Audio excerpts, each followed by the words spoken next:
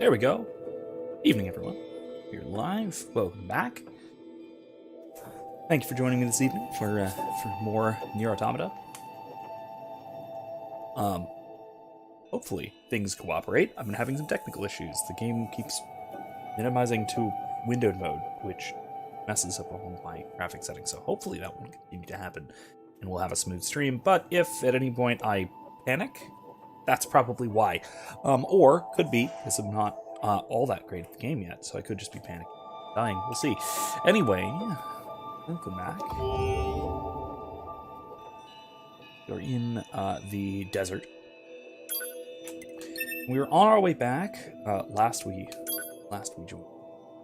On our way back to the machine village.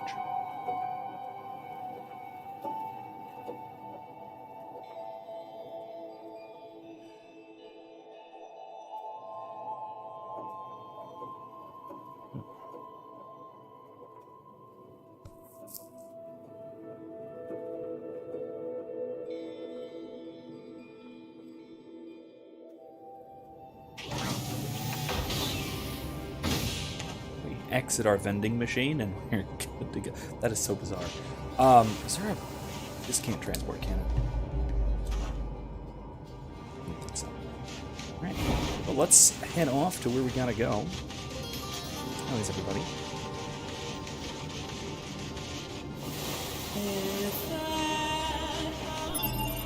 Let's see, what is...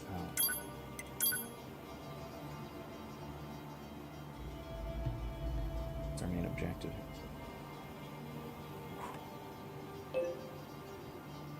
Not that. Oh my. Okay.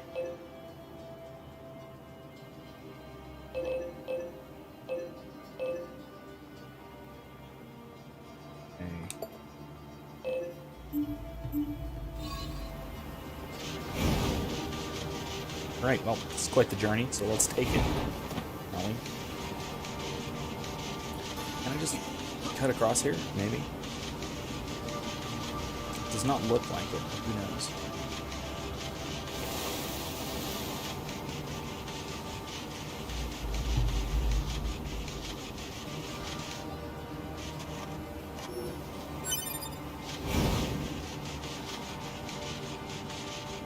Yeah. No, can't go that way.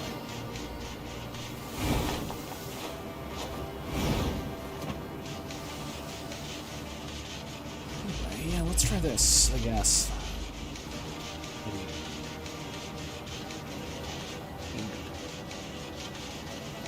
No, maybe not. No. Okay, we gotta go a weird long way, so it's gonna be a little bit, I guess. Anyway.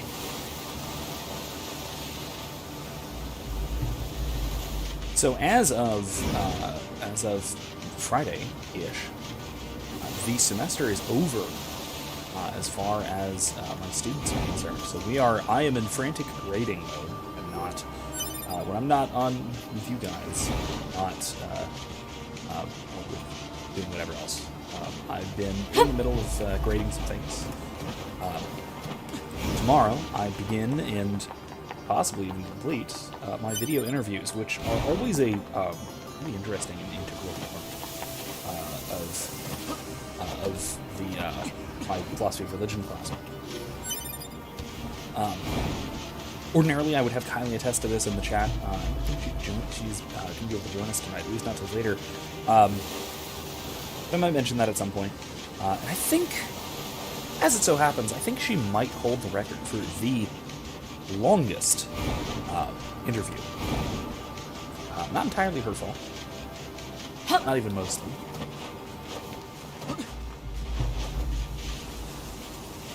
Hey. Oh. I guess we're blowing them up.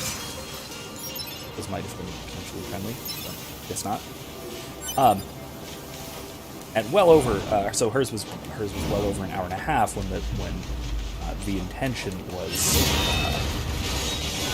for it to be.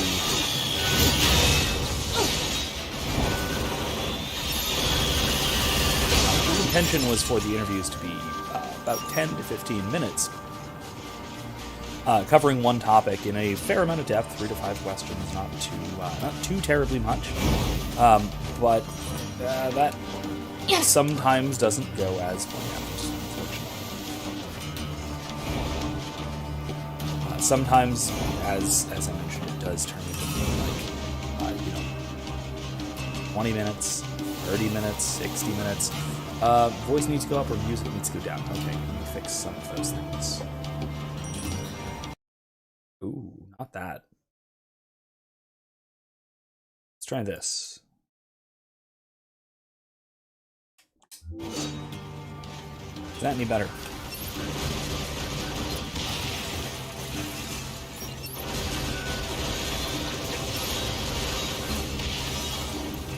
It is not better in here, but that's not really what matters. So, hopefully this is a little better. If it still needs to be turned down a little bit more, I should be able to do that. Not better? Right, let me try...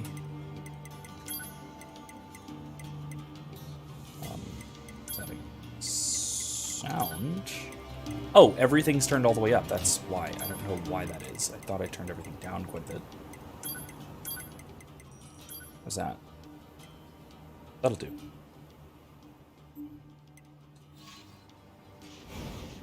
There. That should be much better. Yeah, balance looks a little better on the my settings up there. Thanks for letting me know that. Good, good, good, good. Anyway, as I was saying though, we will see on how the interviews go in terms of like staying on topic and length and all that nonsense. But the idea behind it, right? Because this is an intro gen ed type of class. This is philosophy of religion, but it's a 100 level philosophy class. The point of this is not to demonstrate expertise, right? The point I try to get through in this class is to get students to the level of competence, right? To be able to understand the questions that are being asked in the discipline of the philosophy of religion, why these questions are significant, what questions are significant, and most importantly, how to ask more, right? How to find out more, because that is always going to be a difficult task. If you know nothing about a subject, you're going to have a very hard time learning anything about that subject. Right? So my real goal in an introductory class is usually to provide enough of a baseline of learning so that students can go on to learn things on their own. And know how to ask the right questions. And that's what the interview is about. So I have students interview a religious leader. Let's retrieve. Interviewing a religious leader, somebody who is an expert in the field, somebody who does know what they're talking about, way more than the students do, and ideally, if they can find, which isn't too hard of a task, knows more than I do. All right, let's see what we got. Let's quick save. And keep going. In a lot of cases, I have had some spectacular interviews that do go into a lot of depth, into matters that are way beyond what we covered in class.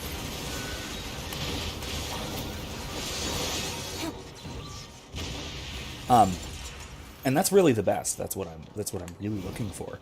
But even beyond that, if it is only something relatively simple, something that is that we going over things in the manner that we've talked about them in class, or to that level of understanding, or to that level of depth, whatever the case might be. Oh, come on.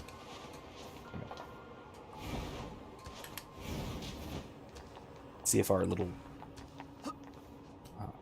is any Father Servo, if he has any more combat advice for us. Back for more, my child. Be warned, Father Servo has used your previous gift to make himself stronger than ever. Like to test yourself? Yeah, let's do it. Time is a great wheel. Yet do not expect things to transpire as they did the last we met.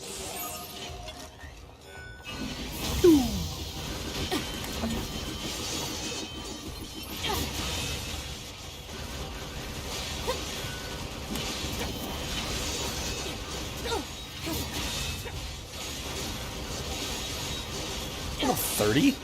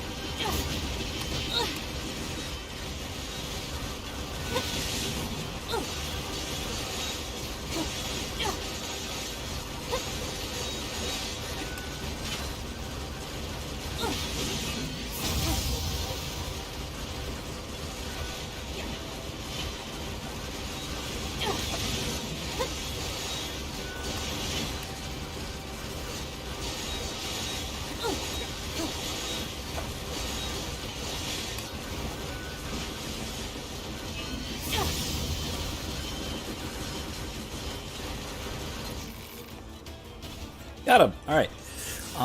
Also need to move the camera back to the lower left. Remember again. Oh, is there an issue? I figured up here might work. Now would be the time to fix it, I suppose. Let's try that. Here.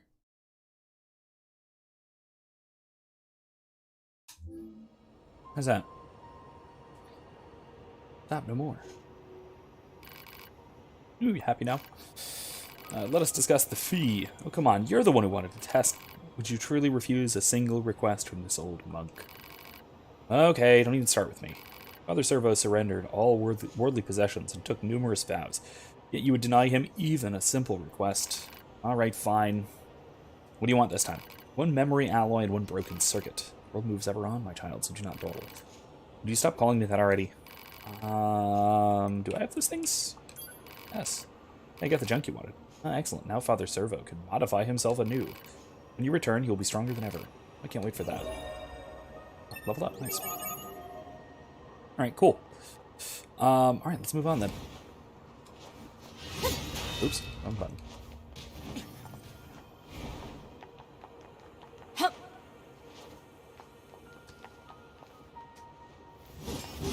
That didn't. Okay. That would.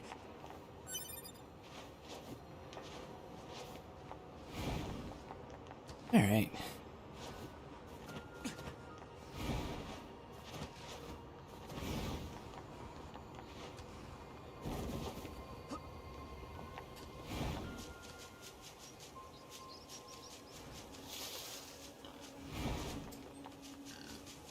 Now, what was our little shortcut over there? I know there was one. A boar. A giant boar. Cool. Oh, right, okay.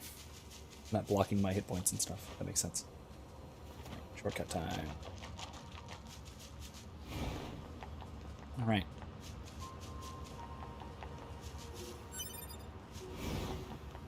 Maybe top right. I don't think what that does in combat, though. Yeah. Let me know if you think top right might be better. to our village, I keep it safe. I'm ready to change shifts.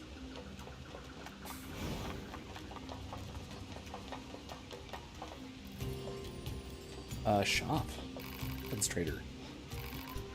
Yeah, sure, let's take a look.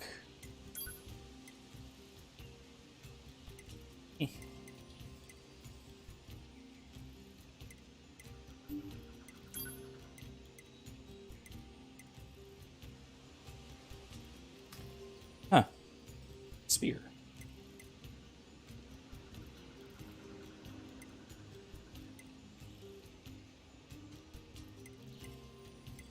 I don't know what these stats mean.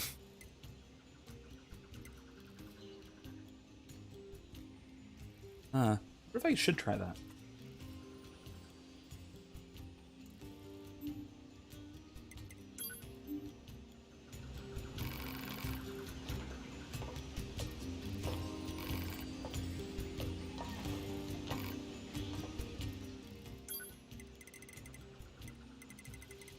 Oh, no, this is just our standard little standard stuff. Okay. No. Did we get that spear? I'm kind of tempted to get the spear. Anyway. Yeah. Let's get it. No, I'll mess with that in a bit. Yeah, upgrade it. Cool. Can't upgrade that. Oh, I need beast hide? That means I need to kill animals? I didn't know that.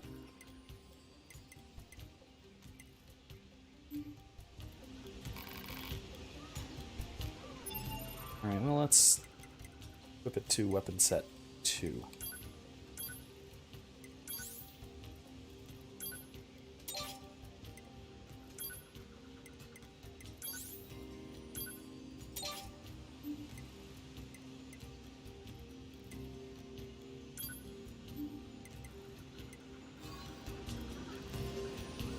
Switch.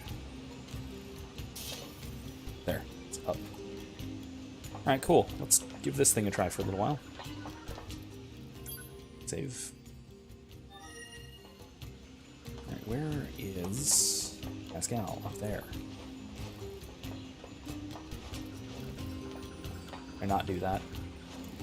It's not gonna let me. Okay, I need to find a way up. There, that'll do. Alright.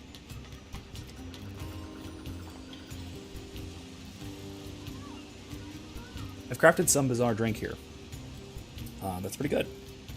It's pineapple, guava, and ice cream. With a splash of rum. Tasty, tropical. Hey Pascal. Oh, you brought me some high viscosity oil. Anemone is so kind and understanding. Only all androids and machines could live together in peace like this. Never gonna happen. I guess not. I'd appreciate it if you could help out some of the other machines as well, though. After all, the only way to understand someone is to get to know them. Isn't that right? Fair enough. A storm. What's that noise? 2B, this is an emergency transmission from the bunker. We're reading a Goliath-class enemy inside the city ruins. And it looks like there are a ton of other machines there with it. All Yorha units should proceed and engage immediately. A Goliath? This was a trap. I knew it! I promise you, we were not aware of this information. I realize the odds of you believing me are strikingly low, but I hope you will nonetheless. We'll sort it out later. Let's go. Alright, well, let's go handle that, shall we?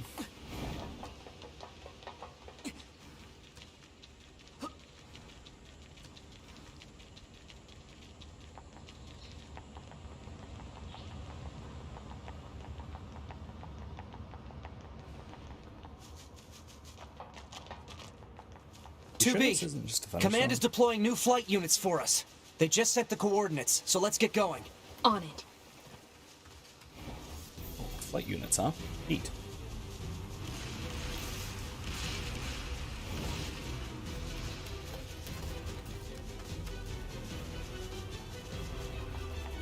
Wait, what happened to our old ones?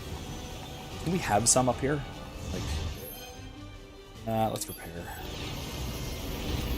I have a feeling we're gonna need help. I don't know.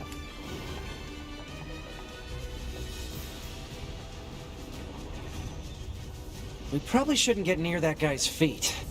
Yeah, no. Let's find another route.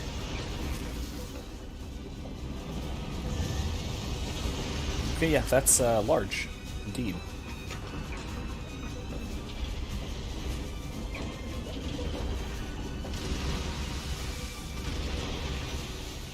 The flight units should be on the roof of that building up ahead. It'll be dangerous, but we're not going anywhere unless we pass through that Goliath's legs. We should be careful.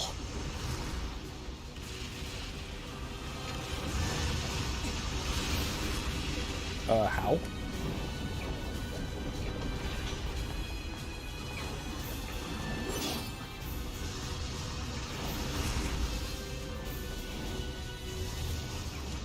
don't even know how I'm supposed to get over there. Oh, yeah, this way. Okay.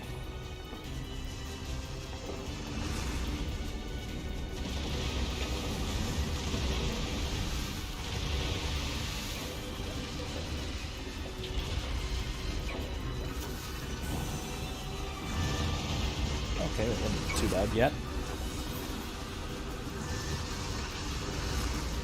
Yeah, this is where our flight units were before. I don't know why they're new ones. Right. Right. Like what? Oh.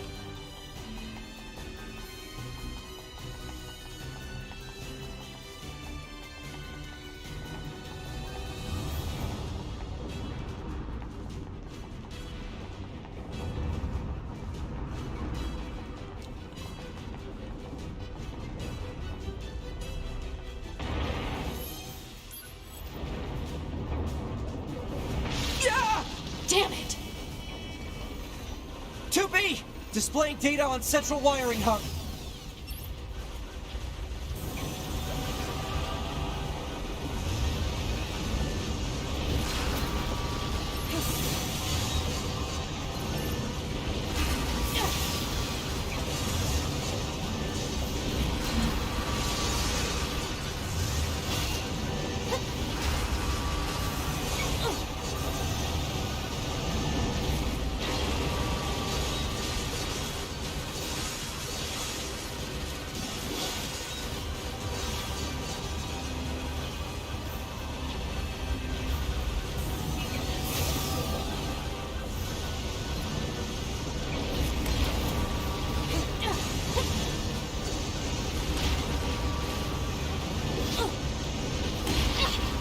Oh, come on, really?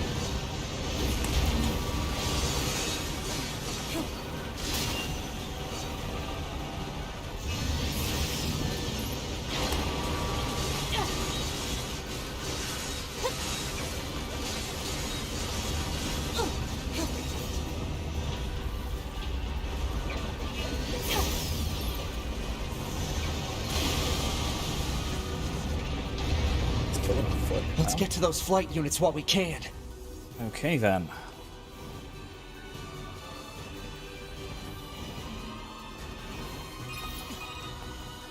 Be careful. The skies are packed with anti-air weapons. Make sure to approach at low altitude. Copy that. Okay.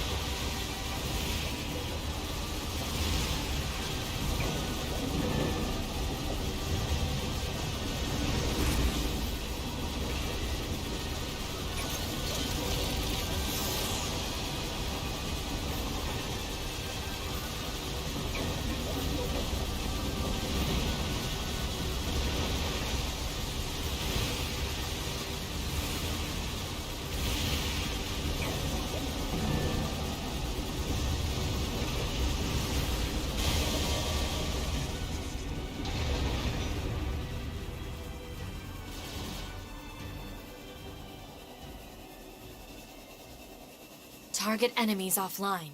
That should do it for the Goliaths. Look out! It's recharging! Ah!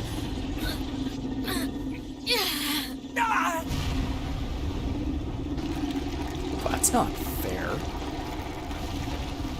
Enemies aren't allowed to heal. Enemy vibrations are growing in intensity. It's resonating in tandem with the area beneath the combat zone. Oh, well, okay.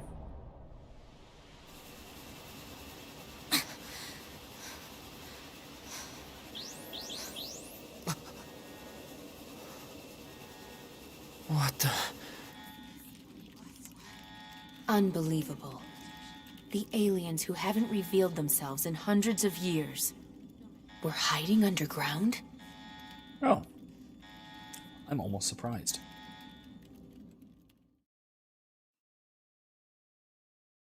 Yeah, I'm actually almost surprised that the aliens are actually showing up, or even technically a little surprised they're real. If they're real. David, I don't know about good vibrations. That seems like the bad kind. The kind that causes massive earthquakes and tunnels in the ground.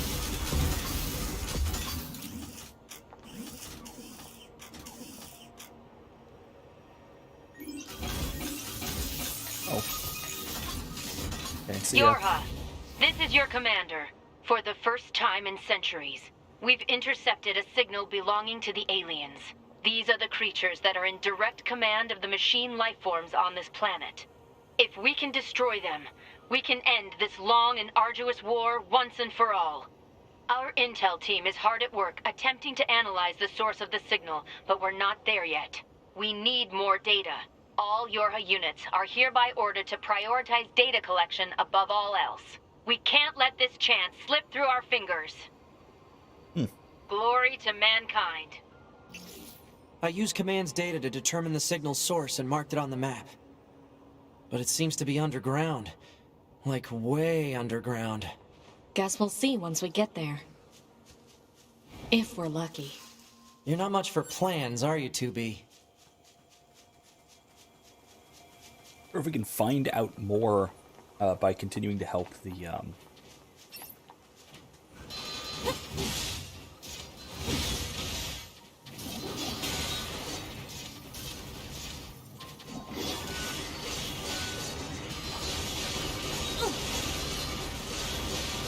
2B, we picked up the signal under the caved-in area.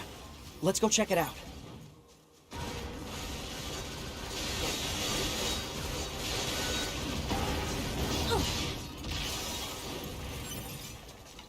Alright then.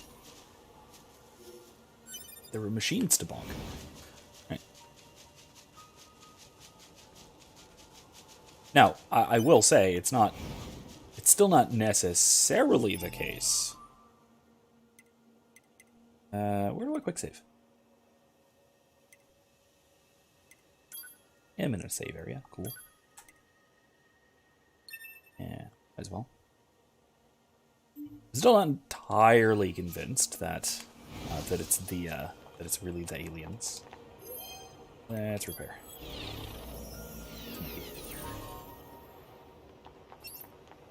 What are you? Oh, jeez.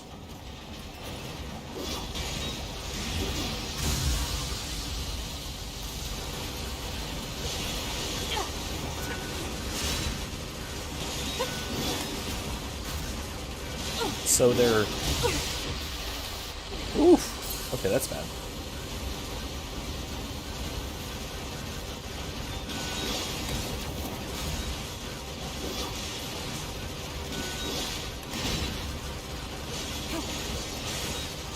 They're kangaroos. The kangaroo robots. Kangaroo robots? Roobots. There we go. I'm calling these roobots now. That's,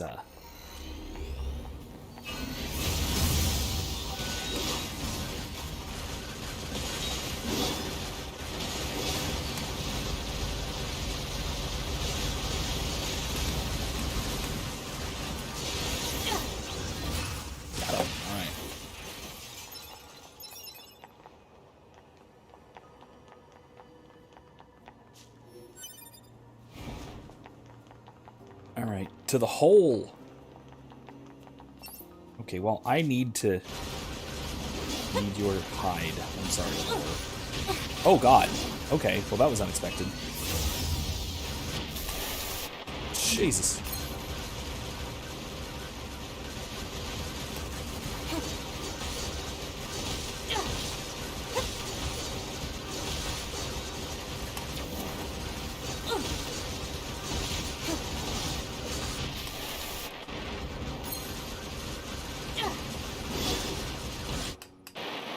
Please, My God. I just killed 2 giant skyscraper-sized robots. Got killed by a boar. What in the world? Okay, well, let's not do that.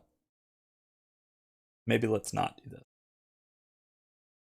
Oops. Part of it is clearly that I underestimated the boar. Oh, I apologize. Apologize for attacking you and your friend. Yeah, retrieve. Yes. Didn't I? Retrieve. Yes. Oh, I did that already. Max says the power of nature. Yes. David says pig boss is hard. Yeah. Wait, is there actually like a boss? Or was that a joke about me dying because of pigs? I'm unsure. I'm genuinely unsure because of this Mail nonsense. notification received from access point. Man, there's a lot of corpses around here. So maybe the boars are quite the challenge. Maybe it's the robots too, but maybe it's the boars.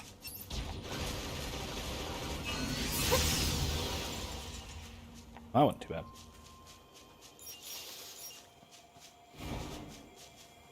Get an access point.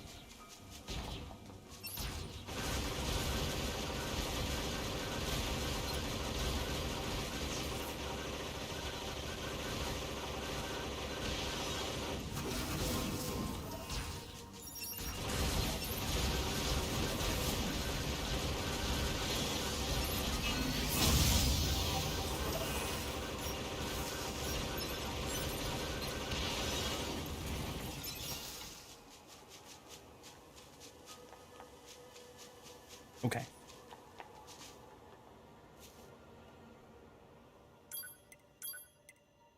Anonymous, huh? Coordinates? They look like spatial coordinates. Interesting.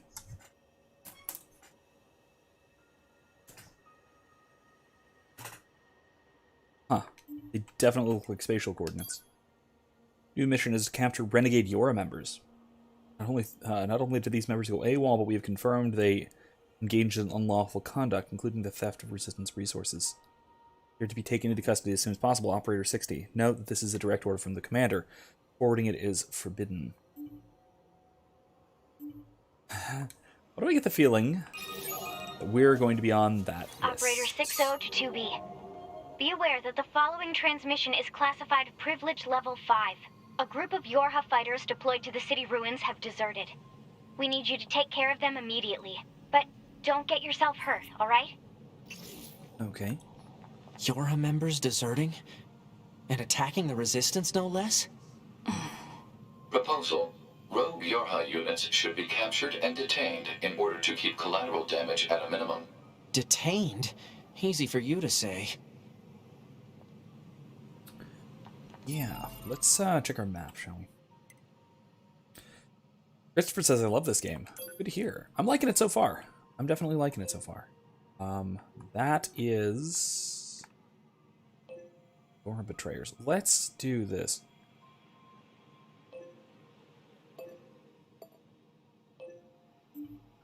Wait, how do I... There.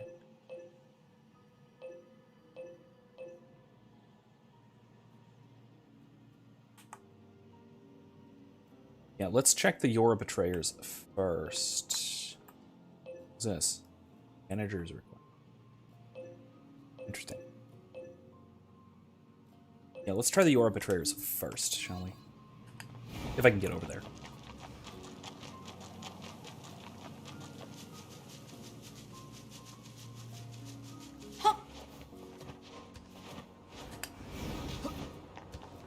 Yes, I can.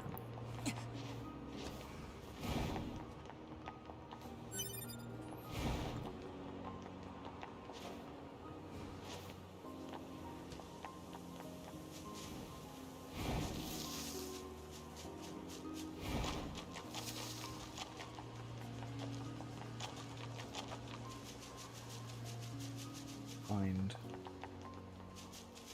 Was it on top of the Goliath?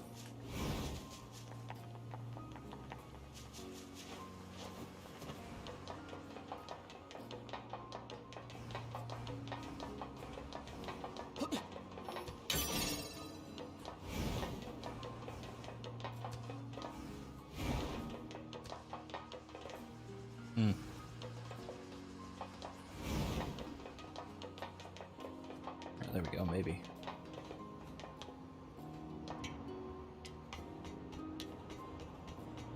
This says, what are your current thoughts on 9S at this point in the story?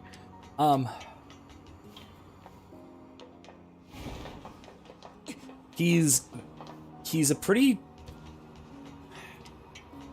I don't know if I should say stereotypical, but he's a pretty typical at least, by the book type side character.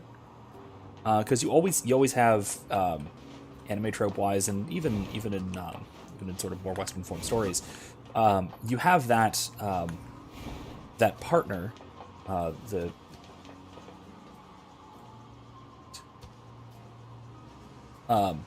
partner or part of the team that is the by the book one, you know, is the good, kind, but overall sort of rule follower. Right? That is generally their priority.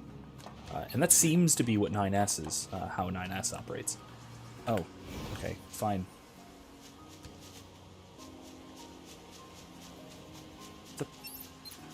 There? Huh, weird. I like him. He's a good, reliable partner and all that. He's like a nice dude and all. But like I said, I think he's a pretty straightforward, yeah, sidekicky. Yeah, Christopher, I think that's about right. Yeah, he seems almost bland on purpose. Yeah, I think I agree with that. What's going on here? You there! Oh, are you living every day on the straight and narrow? Life is fleeting moment. You must fly straight like an arrow, so we never lose our way. Let us see which of us is faster. Believe in yourself. Grasp the future with both hands. This is not a rogue Yora. Fine. Going down. Wait, where am I going? Oh. You're like marked. Over where? There. I see. Okay. 3, 2, Might let it cheat. 1, go.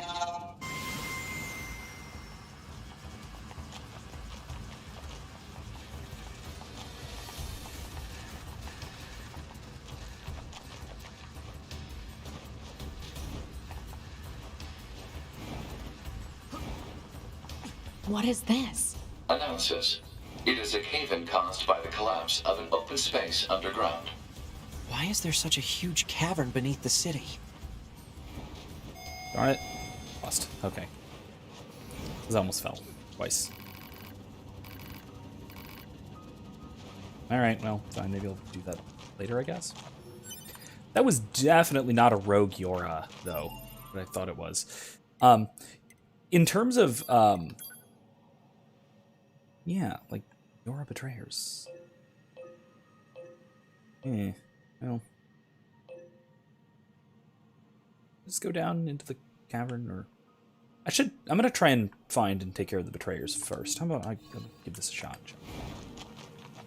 But yeah, I think, like I said, it's a pretty common trope, having the kind of almost boring default, usually male sidekick.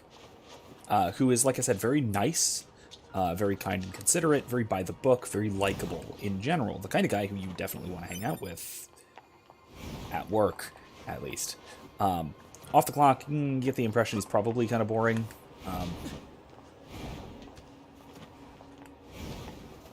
Or at least that he's not going to be overly surprising, you know?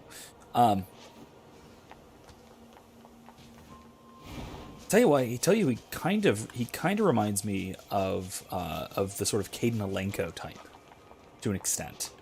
Now, that's not quite fair to Caden, because Caden isn't exactly, boring. A lot of people do kind of think he is, though. He kind of gets the reputation for being the boring character, or the boring, plain male human companion. He does have a lot to him, but he certainly has that kind of, at least, personality.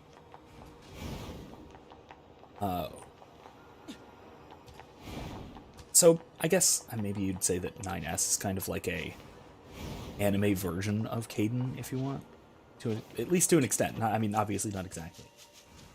There's a decent comparison to be made. Yeah, Erica, Caden, very Caden-ish. Okay, listen. They're supposed to be You're a Betrayer. Up there. Huh. Okay, well, fine. Here we go. Try that. It's that way.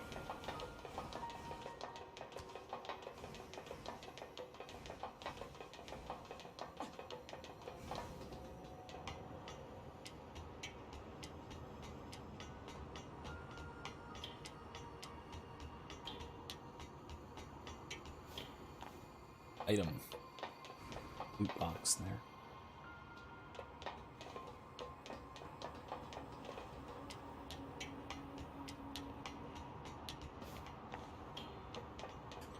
Yeah, Christopher. I'm a philosophy professor professionally. That's what I actually do for. This is something I started when the sort of the lockdown started, and a lot of myself and a lot of friends of mine were sort of bored and wanted to kind of hang out, play video games, talk about philosophy, and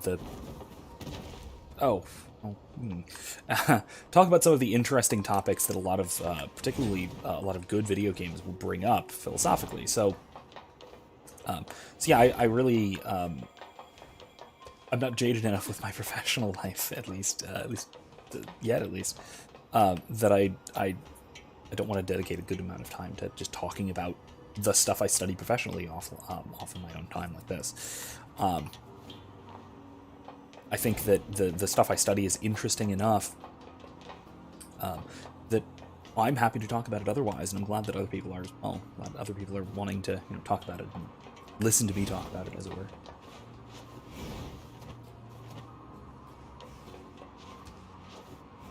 Okay, so maybe it's not up there. Maybe it's up there. Maybe this is an impossibility. Okay, no, that did not work. This is not working. Okay. Let's try the other one. I have no idea how that's supposed to work. Oh well. Let's come back to it. The reward at the end of the Skinner box. Okay, so I think I'm thinking of the right thought experiment here. So the Skinner box is the experience machine, right? If I'm not mistaken. The idea that if you could have absolute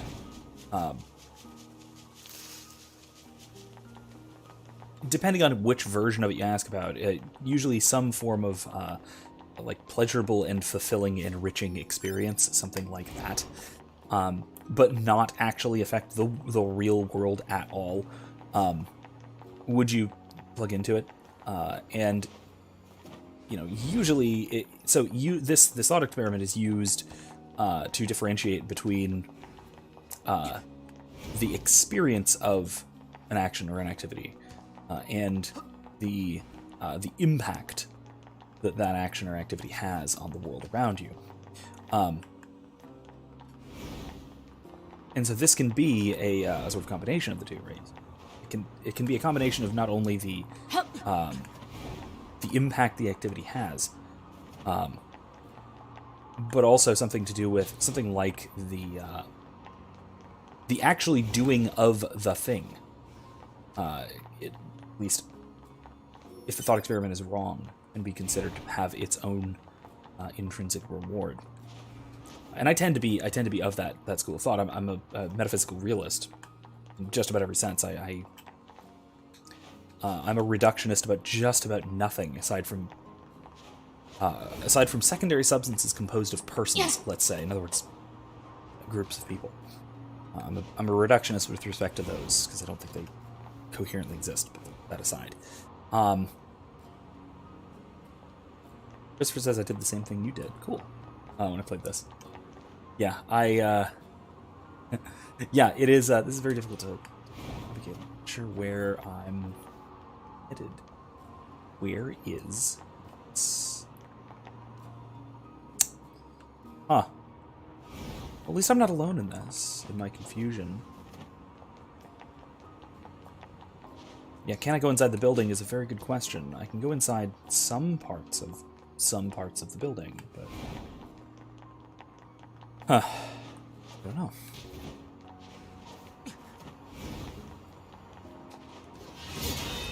Didn't help.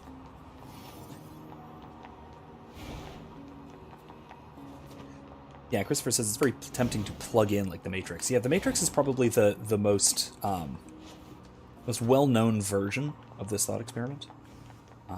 Now, to be fair, the Matrix is probably the most well-known version of a lot of philosophical thought experiments. It does a great job of combining a lot of. I'm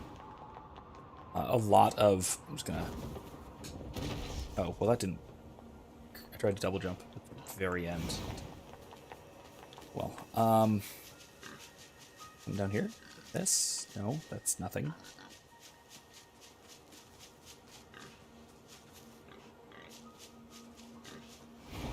You need to do something, like all of them.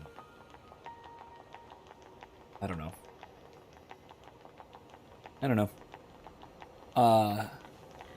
Yeah, Erica, I'm looking at all of the various holes, and they seem to be invisible walls, best I can tell.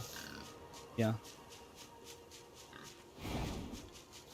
That is one thing that I will say I don't really care for the design of this game is the prevalence of invisible walls. It's really a Square Enix type of thing, though. It's a very common design element in Square.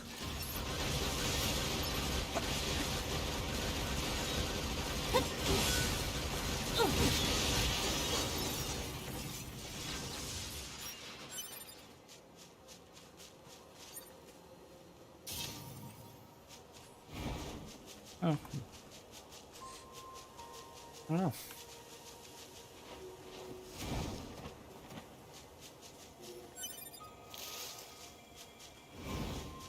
Christopher says, I know friends who struggle with video game addiction, and while they might not say they wouldn't take the blue pill, I feel like sometimes our behaviors can easily become the blue pill. Yeah, absolutely. Again, I think that in a lot of ways, the metaphors you find in the Matrix are, in some sense, they're very deep intentionally, and in honestly a lot of cases they're even they're deeper than they were even intended to be,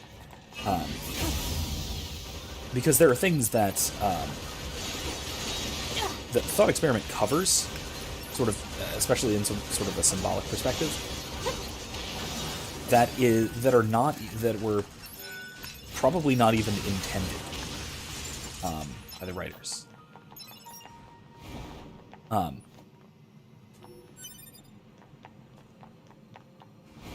And I mean the whole red pill blue pill analogy just fits so many varying different types of scenarios. It's really impressive the extent to which that manages to track with different aspects of reality, different experiences we have in social situations, especially.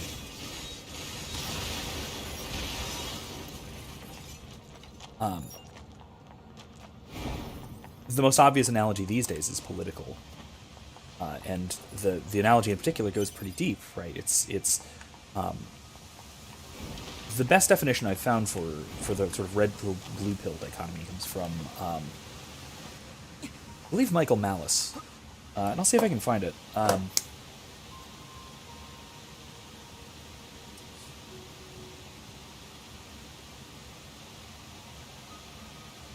If I can find it, I'll put it in the description after the stream is over.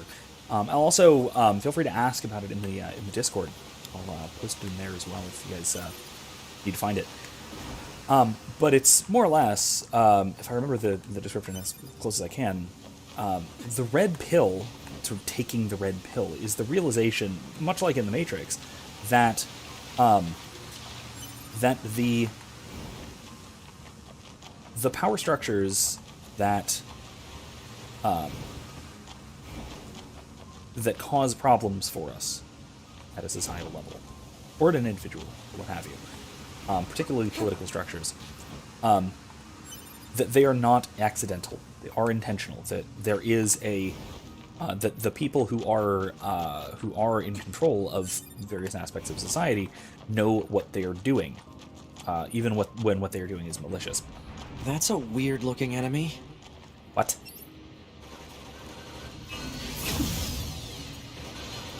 They're drills.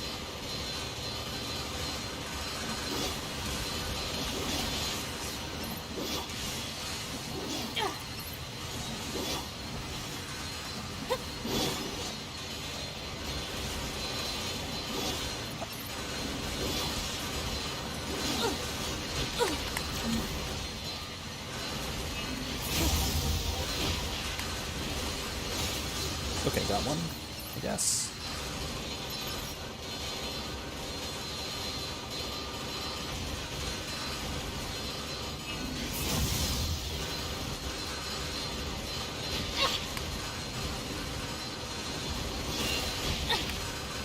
Jeez, okay, come on. The ground is caved in. There must have been a hollow down there this whole time.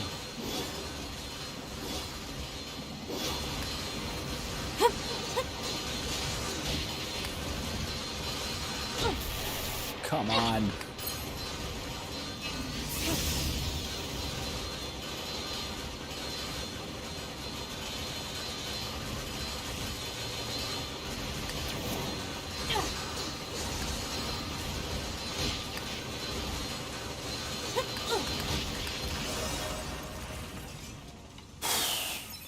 Well, that got difficult. Got it, though. Yeah, you can find the Discord. There's a link to the Discord in the description of each of the live streams, so you can join right now. Feel free to.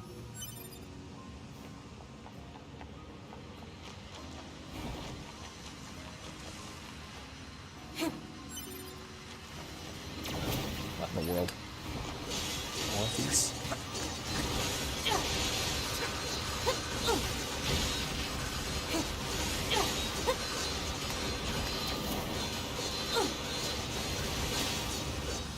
Was easier. That's working out a little better. All right.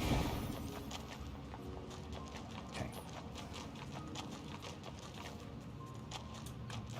Going this way.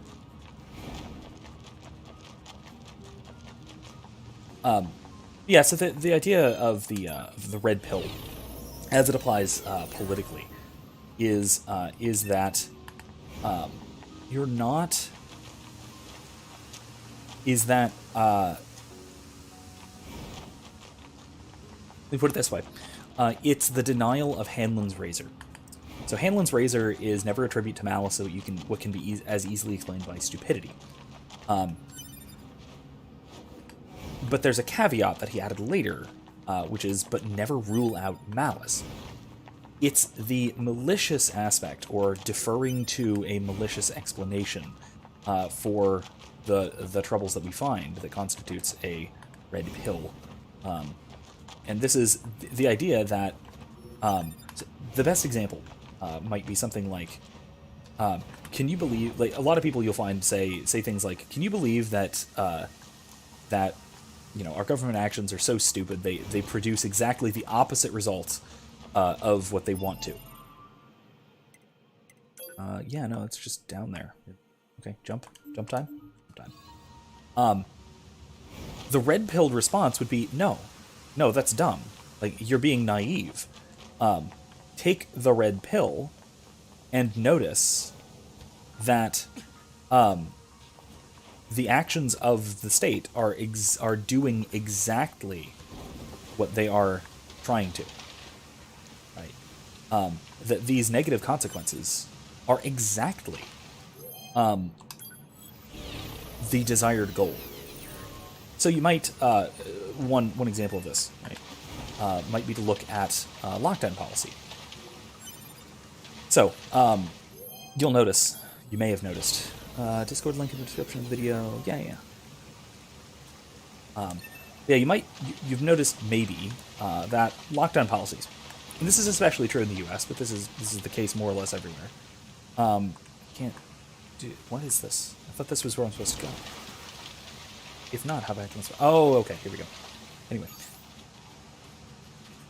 Yeah, let's do that. This hallway looks pretty old.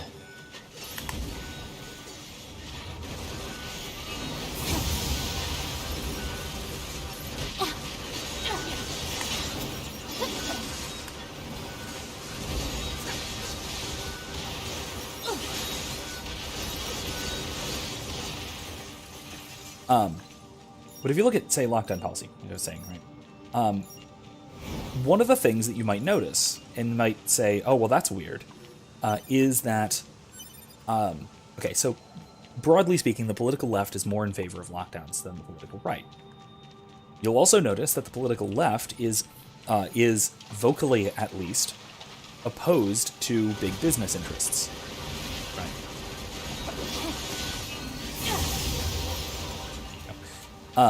But at the same time, if you look at the actual results of lockdown policies, particularly in the US, as I said, you'll find that they have specifically harmed individuals, consumers, small businesses, etc., at the expense of... Analysis. Strong software logs detected. Access impossible. You need to find a hacker. Yes, soon.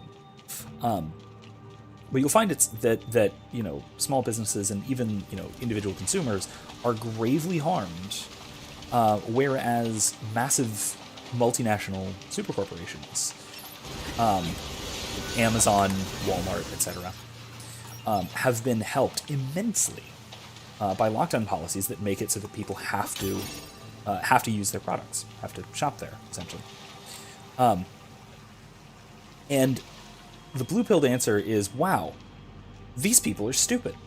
I can't believe that they don't realize the effect that their policies are having. And I've said this before, and maybe it's right, maybe it's wrong, but the Look sort at all of... these dead machines. Seems like they've been here for a long time.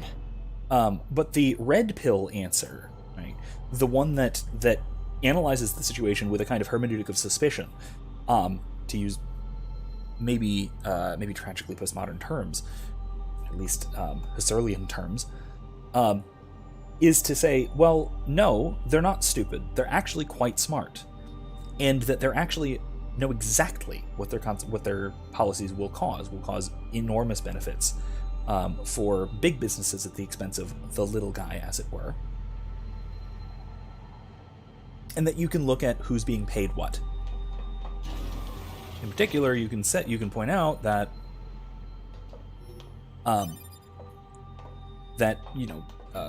these mega corporations are huge political donors. So there are incentive oddities that mean that they're going to want to benefit those who have been helping them get elected. So sure, yeah. What is this place? I don't know. There's nothing like it in the database. See, these invisible walls are justified. They're actually force fields. That's legit. I get that. Christopher says it's within the scope of the red pill perspective to say, politically speaking, government is simply ineffective and underutilized. Kind of. But only if it. But if by that you mean that it's ineffective, intrinsically, right, or essentially based on the nature of the exchanges involved, something like public choice theory. If you want, you can. That's easily a red pill perspective. It's seeing that the reality that is presented to you, the narrative, the ordinary narrative that is presented to you, is intentionally presented to you as a deception or as a lie. Maybe not as an outright lie, but certainly as a deception, as a sort of mask. Ironically, but sort of the red pill perspective is to see that the deception exists, right? To put it in Platonic terms, if you want, terms I'm more comfortable and familiar with, it's standing up in Plato's cave and realizing that there are shadows being cast on the wall. Now, what you do from there, there's tons of different stuff you could do from there, right? Plato outlines tons of options, right? You can get up, you can walk out, you can notice that there are puppeteers puppeteering, you can confront them, you can win or you can lose, or you can leave the cave and go outside into the real world. Then you can go back in or not. You can go back, you can go outside, you can see the world as it really is, you can understand the forms and ultimate structures of reality, all that. You can pursue the ultimate good, right? Look at the sun, so to speak. Or you can just live out there. Or you can go back into the cave, join the manipulators and start manipulating the people who are chained up on the floor. Or you can go and try and free people, Morpheus in the Matrix analogy, try and free people from the illusion. Oops.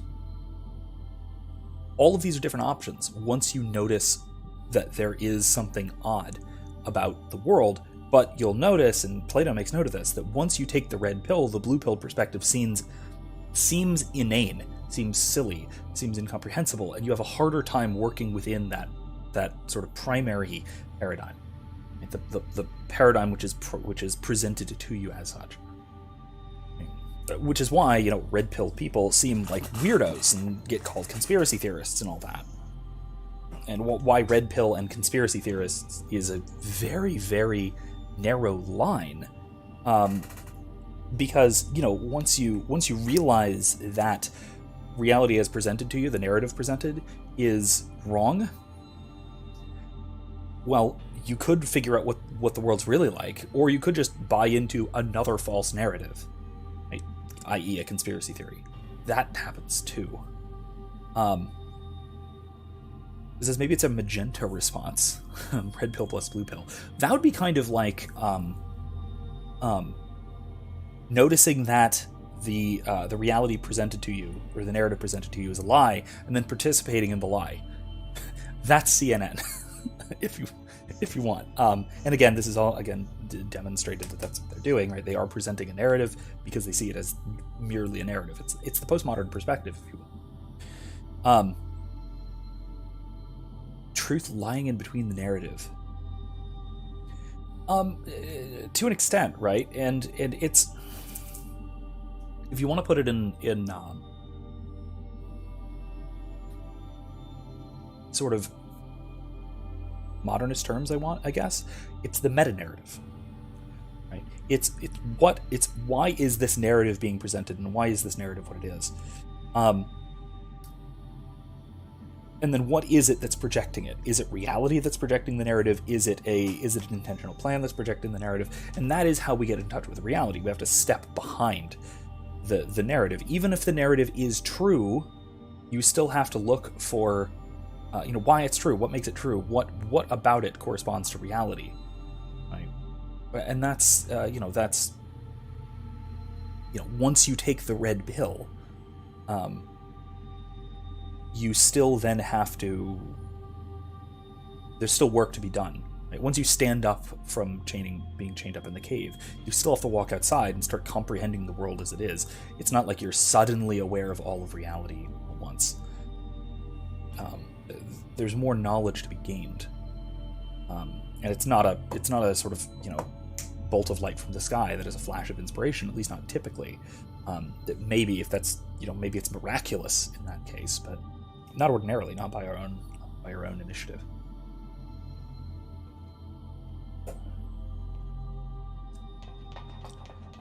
So let's see what we got here. What is this?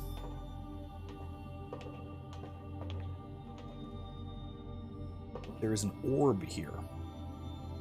Speaking of orbs, where's WizKid? He's been talking about NieR hype, like, every time I talk to him. He loves orbs.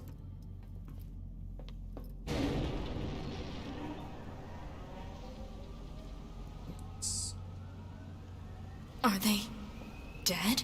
2B, look! Destroyed alien motherships. Welcome to the graveyard of our creators.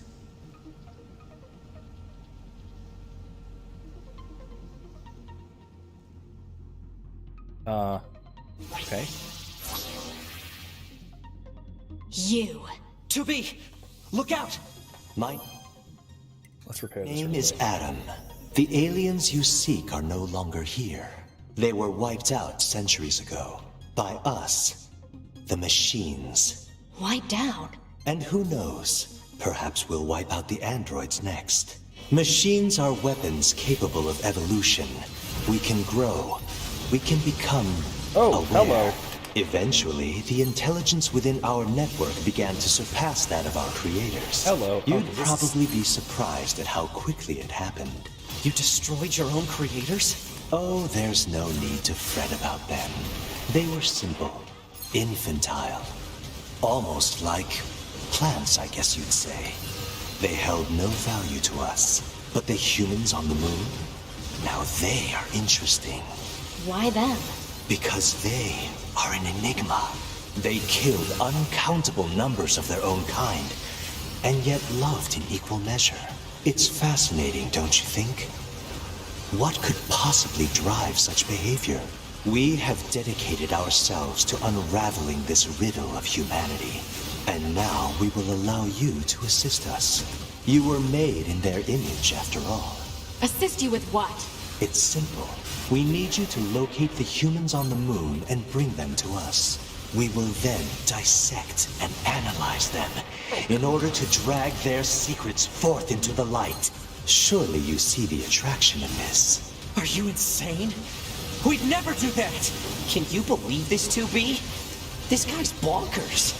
Well, I suppose this concludes negotiations. The only remaining option is to destroy you. The same way we destroyed these pathetic little aliens.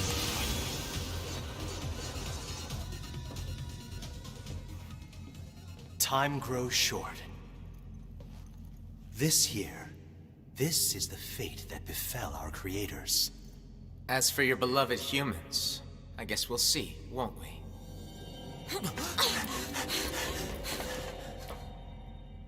They're gone.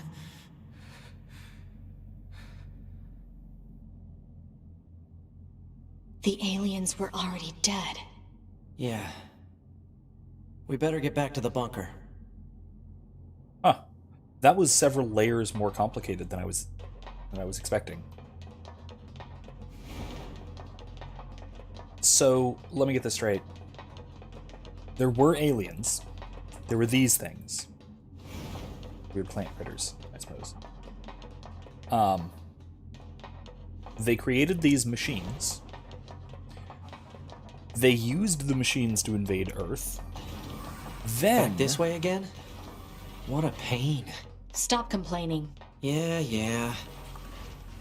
They used the machines to invade Earth. Almost won. Then the machines wiped out 2B, the this aliens? is Operator 60. We now have an operational transporter in the city ruins. We're attempting to deploy them at other points as well. About time we had access to those. Care to fill me in? Transporters? They let you transfer your consciousness to a temporary body back in the bunker.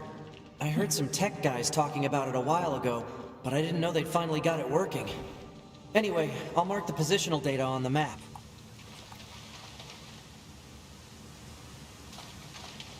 Oh. Hi, jackass. What are you doing here? Commencing. No, I don't want to fish. No. Complete.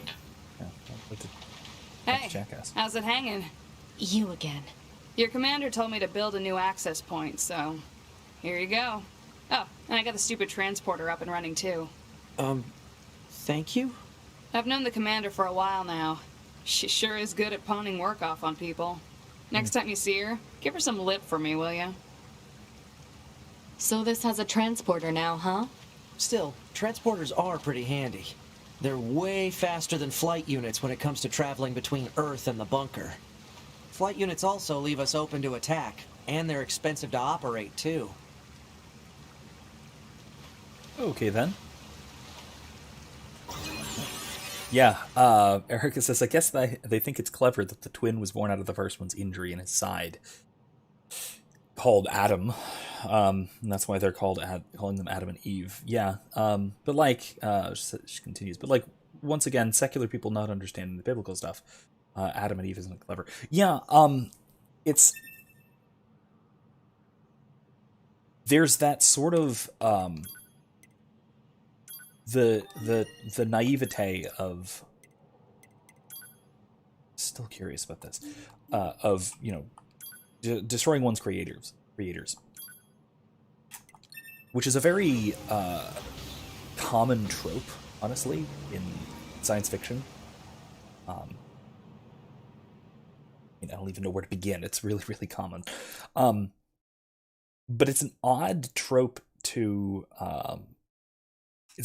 arise. I don't know where it really comes from.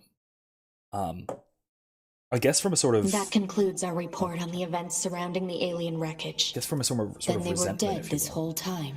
The Council of Humanity needs time to formulate a plan. Until then, this information must be kept confidential. Speak of it to no one. Of course. Your next mission is to gather additional intel on the individual known as Pascal. You mean that freaky machine we ran into? This order comes directly from the Council. Knowledge of such unique individuals is essential for the success of future missions. Understood. Okay.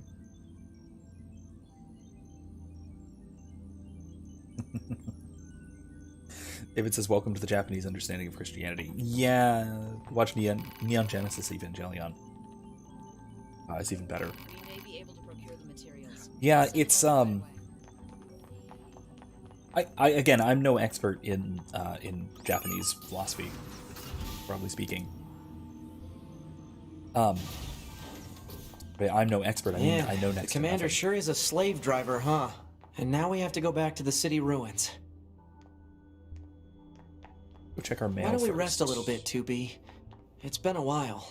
I'll rest if I feel like it. Oh my god.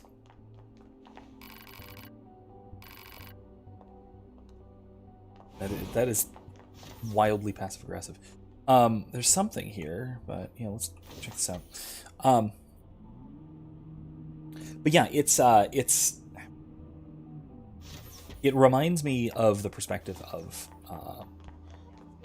it's sort of existentialist in a way. I'll pause for a moment. It's sort of existentialist in a way because it seems to originate from a kind of resentment or ressentiment, if we want the French pronunciation as Sartre used it, and that sort of thing. Right? That it's a kind of recognition of one's being and resenting the limitations that are imposed upon it. And by imposed upon it, I mean imposed upon it sort of by reality. The fact that I, being a flesh and blood human being, can't do things like fly of my own free will, right?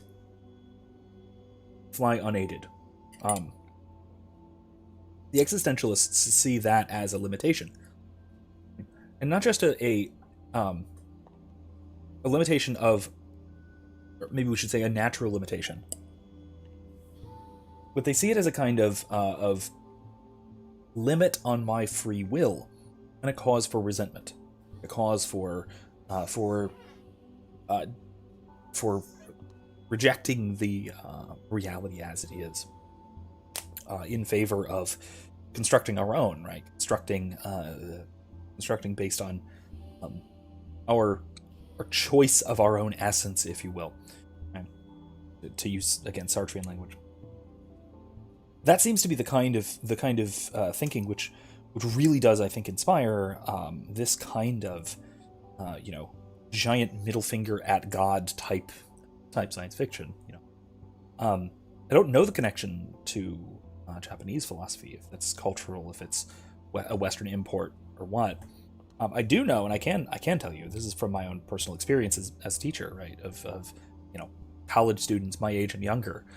This kind of existentialism is the default way that we, at least in America, think. Right? Particularly, I mean, probably more broadly, sort of just in the West, maybe even more or less maybe even in the world currently. I don't know. But in my experience, at least American young people and our culture generally thinks in terms of existentialism. They think in terms of limits on natural limits on self-creation and self-expression are seen as impositions that are worthy of resentment, rather than as seeing them as part of what defines our being, defines our essential being, our essence. So, the fact that I will die, is a source of resentment for modern culture, modern American culture. You saw this in the last year, if your eyes were open. I've never before seen a more widespread fear, immediate fear of even a small chance of death than I've seen across the last year in the U.S. and in sort of the West in general. That's tragic. If it weren't, it is tragic. It would be funny if it weren't so tragic. But that's the kind of thing that will rise from this line of thinking. It's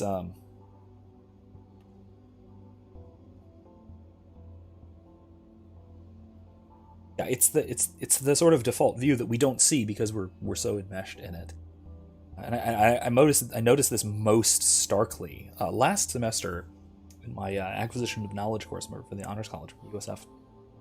We went through and we looked at sort of brief overview summaries, explorations of different worldviews and different sort of philosophical systems and ways of looking at the world. And there were a couple that were just clicked with people, just immediately clicked with people as, yes, this is the way the world is. I didn't even realize I looked at the world this way. Or some of them, the maybe more philosophically naive, no offense at that, it's just kind of, most people don't think about these things, thought that the existentialist description of the world wasn't a philosophy. They just thought it was just kind of how the world was. And it's like, oh yeah, that's normal, right? But it's a perspectival thing, that it's not so... you only don't notice it because you're so steeped in it. It's everywhere. It's everything around us. Yeah, that's one of the odd things that I've noticed over the last year or so. Is this well, not just a year or so, basically throughout my entire career, but especially within the last year or so, is this hyper emphasis on existentialism as our guiding cultural principle, which is, like I said, where you get this kind of resentment at itself, resentment at being per se. Yes, but thank goodness, my name is 16D. My instructor, 11B, was one of your squad mates in the assault on the abandoned factory. I don't suppose she was shot down during the battle. Blunt. I see, what a shame. She was the closest thing I had to a mentor. She was so strong and admirable. What happened to her body? I don't know. It isn't my place to be asking you this, but, well, if you happen to run across anything of hers, mind bringing it back to me. It's not a priority or anything, just if you have time. Sure. I'll keep an eye out. Thank you. Do we have any information about 11B's black box? Negative. 11B's black box has yet to be recovered. He was shot down near the abandoned factory, right? Okay. Thing to do. Alright. Oh. Thing.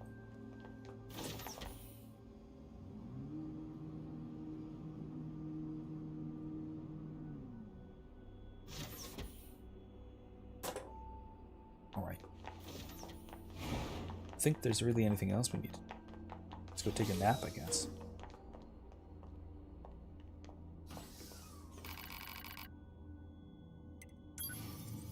Yeah.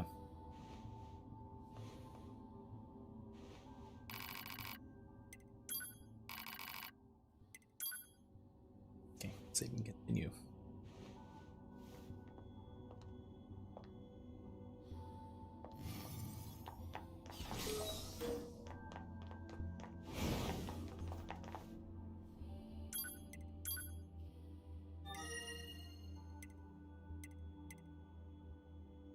Desert camp, huh?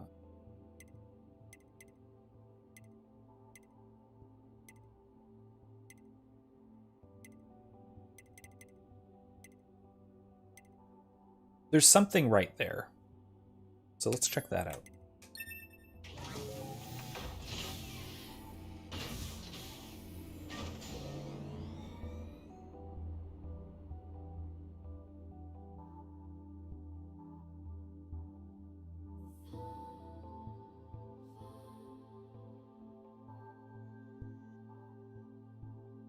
So speaking of red pills and conspiracy theories, because those are, like I said, can be unfortunately closely related. There was a great interview I just saw today. It came out a couple of days ago. I think it was Joe Rogan's latest episode. Let's try and do this, shall we? Gotten some upgrades, so let's give it a shot. Yeah. What am I supposed to do?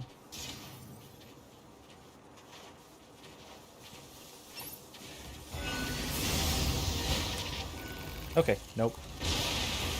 Maybe I can't. Alright, let's not do that. Jeez, alright. What's this?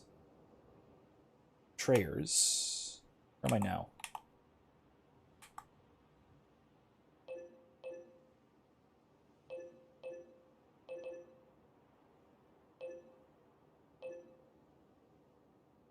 Try that.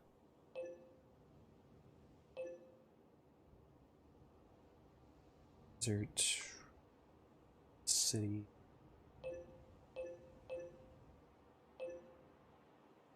West. I don't remember what that is. We'll eventually go to Pascal's village. Let's do that first, shall we? Can't teleport again, can I?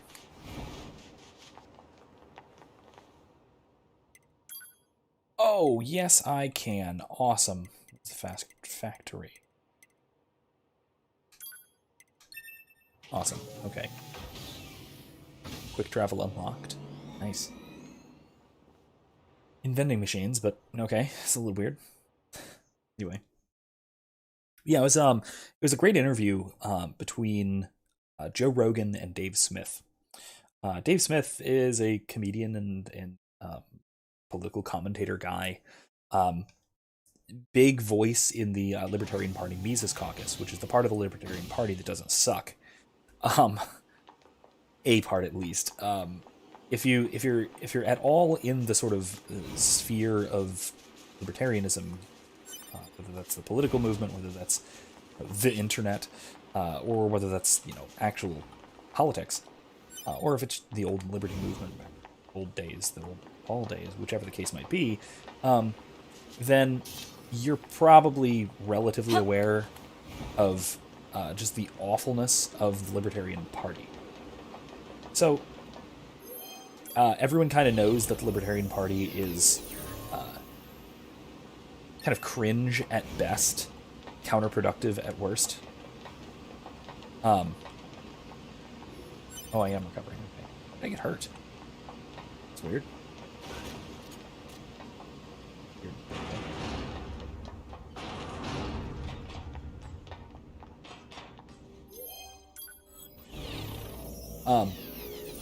The Mises Caucus is most of the people involved describe it as the libertarian wing of the Libertarian Party. I think that's probably about fair. About a fair description. Actually, you know what? Let's try. Let's see what this is. No. No, it's not. Okay. Don't go in there yet. but it's based on the sort of ideas and thinking of Ludwig von Mises, folks like that, or Rothbard, etc.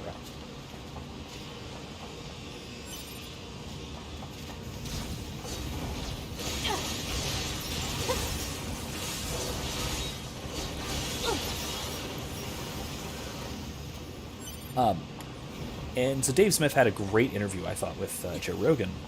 It was like 3 hours, as those things are usually want to be. Actually, it might have been more, 3 hours plus.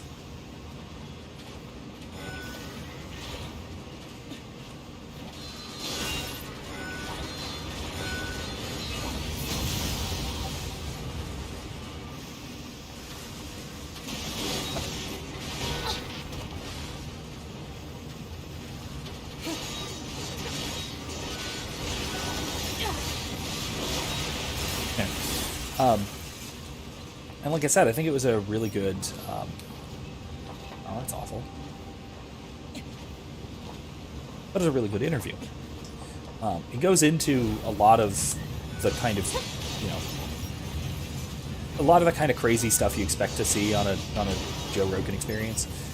Stuff like, talking about the guy that Joe interviewed last weekend who regularly does recreational heroin. He's just a really smart guy. Very, like I said, very typical of Joe Rogan type interviews.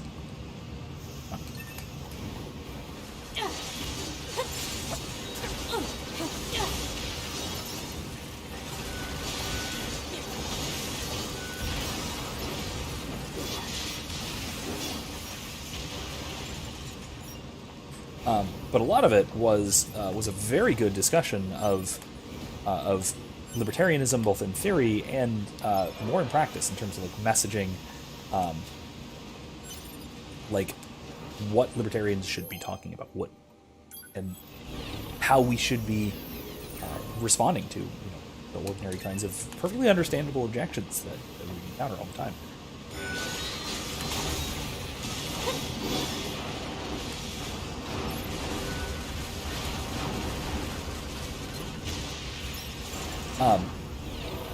A big part of it, though, too, a big part of it that he talks about too is how our social fabric is pulling itself apart, and why it's a result of the sort of lack of liberty.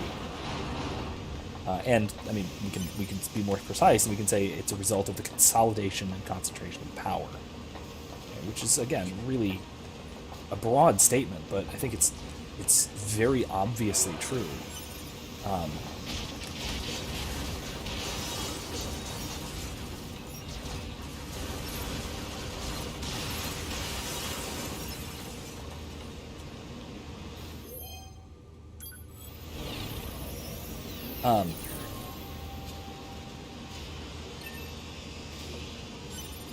So I think it's pretty obviously true, right, that we have this this consolidation of power, and that it's a problem. And honestly, the best example of it, I really think, is looking at people's objections to either our current president or our previous president, or both. Most of those objections just sort of boil down to something along the lines of, well, look at this power that we gave the previous guy that we liked. Now look at what the current guy who we don't like is doing, what he's doing with it, and that's terrible. Right? This is predictable because it points to problems that would not be problems if the federal government, or the state in general, had less power, right? If the state had less power, it wouldn't matter so much who's in charge. But right now, we have a sort of pitched battle between, extreme right and extreme left about, Who's going to be in charge of absolutely everything?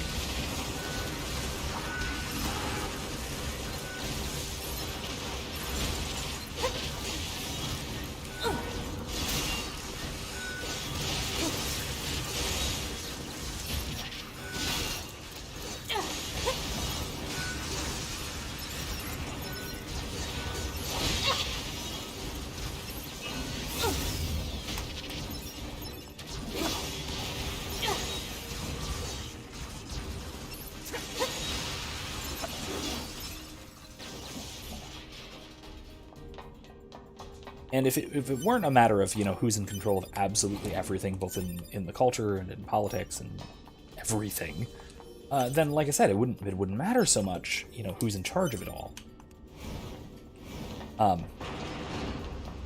Think about all of these powers that we gave to George W. Bush. Well, the right certainly should have regretted doing so when Obama came into office, and then all of these additional executive powers we gave to Barack Obama that the left should immediately regret when Donald Trump gets into office, and then look at all these executive powers that we gave to Donald Trump.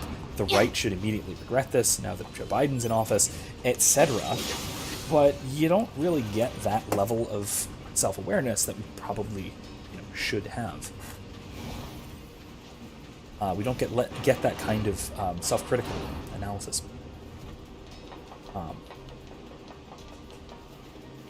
What's this? Hello.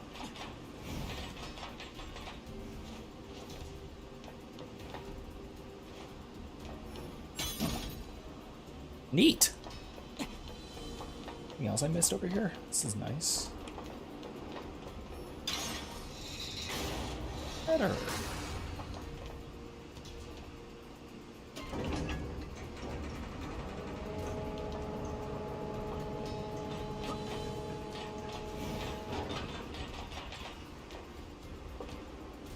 Huh. Oh, this is like the entrance. This is where I fought the first big monster.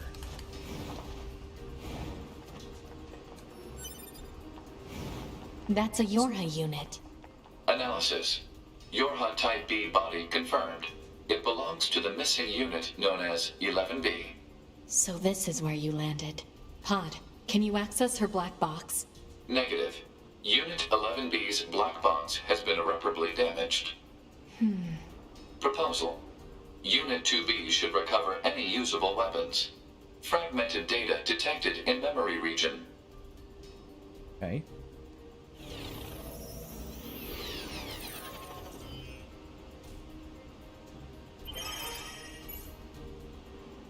Reactivation complete. A check of the body reveals various failures. Communication functions have been destroyed. I cannot contact my team or the bunker. I leave a draft or the message here as a log.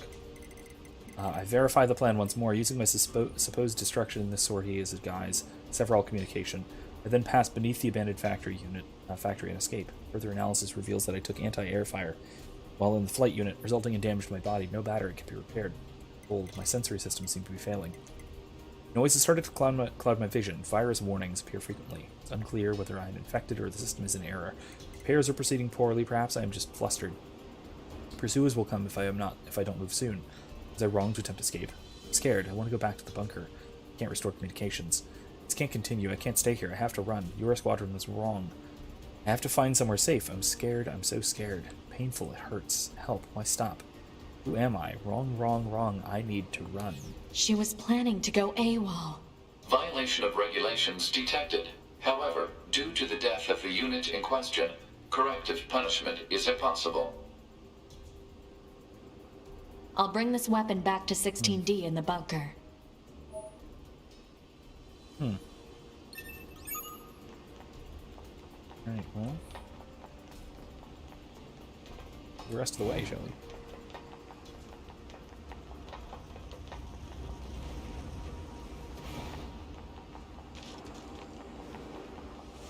Let's take all these shortcuts then.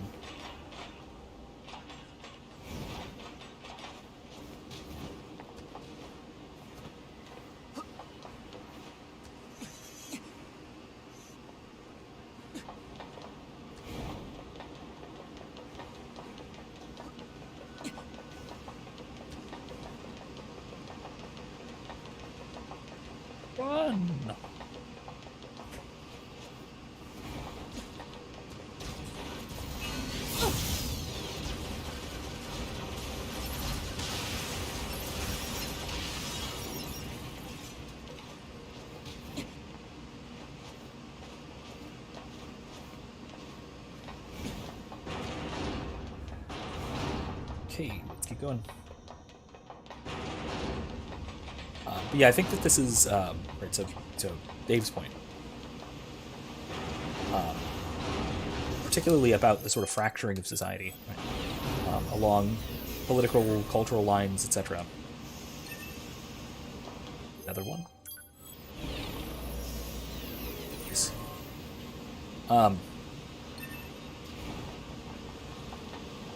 Is like I said, a result of consolidation of power.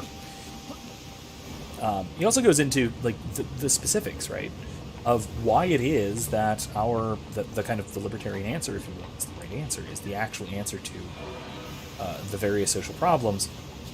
And in large part, it's just because those problems are caused by consolidation of power. But then also there are specific pragmatic solutions to the various problems that we see. Think back of what exactly some of these examples would be that we're talking about, because some of them were pretty good, straightforward. Back. Let's go back to the bunker.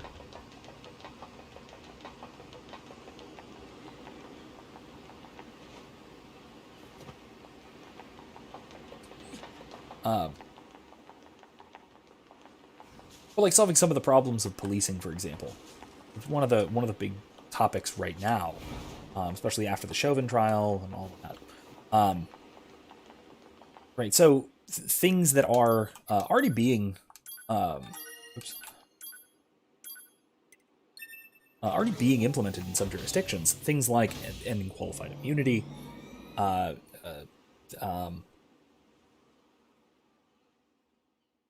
ending asset forfeiture, ending things like the war on drugs, the stuff that leads to, and I mean, if you want to be really topical about it too, or maybe controversial, but shouldn't be, ending or rolling back things like gun control as well. Any kind of laws that lead to confrontational police interactions with people who are harming no one, right? Victimless crime laws, essentially. Particularly things which will incentivize worse crime, if you will. Incentivize victimless crimes to become real crimes.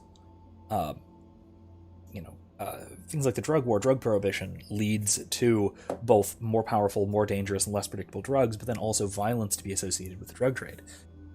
There would be no cartels crossing the border if domestic production and legal sale of narcotics or even things like marijuana was not prohibited and so tightly regulated.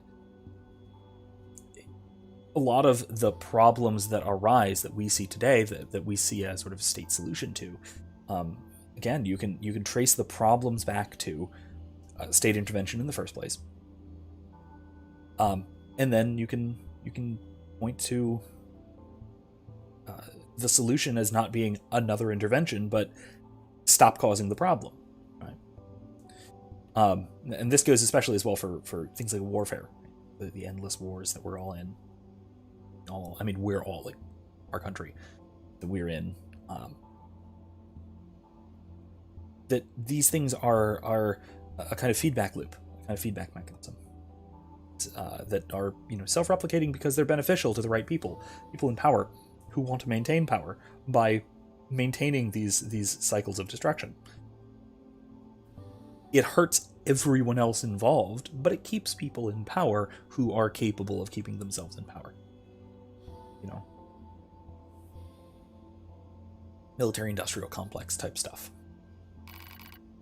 OTB, hello. I found 11B's body along with his weapon.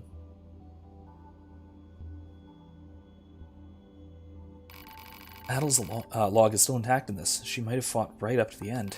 Always knew she was the bravest of us all. Thank you, 2B. But I think you should keep it. You're a combat model, after all, whereas I'm a defensive unit. I'm sure 11B would be happy knowing it was put to good use. Alright. Where I issue blade. Yeah, first of all, 2B is not exactly subtle, and she honestly should know. Truth is overall going to be crucial, even if it especially if it came out otherwise later. There's more. I discovered some additional data in 11B's memory banks. Let me see. Wait, she was planning to abandon her post. Why is this funny? What's so funny? Just that she was always such a hard-ass, you know? I think she wanted to just run away, What a miserable way to die. Serves her right for the way she used to heap abuse on me. She always looked down on me because I wasn't a combat model, and now... Thank you, 2B. Thank you for showing me this. Well, that came out of left field. Now I can dedicate to myself to my job with a clear mind. See? That's good. Oh, and here, you should take this. I don't have a reason to protect myself anymore. What? That's odd, but okay. Let's check our weapons. How is this?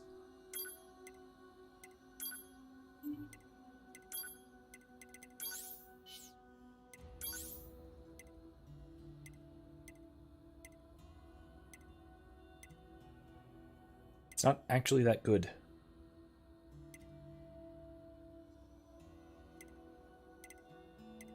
Maybe it's because we haven't upgraded it, and maybe if we upgrade it, it'll be better, but...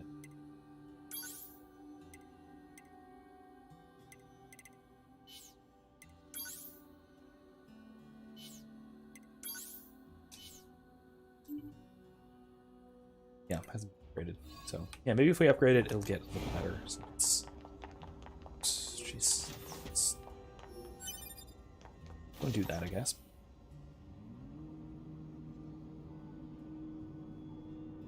Let's go to Pascal's village if we can.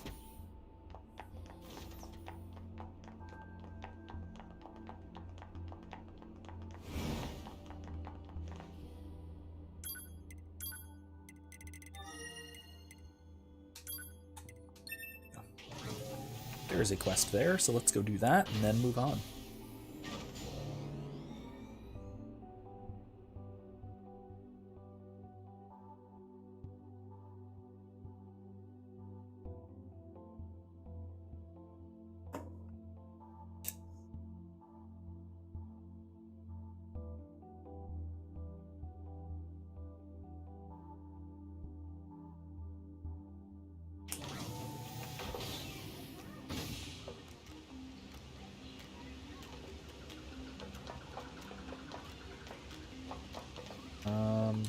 Do the weapons, right?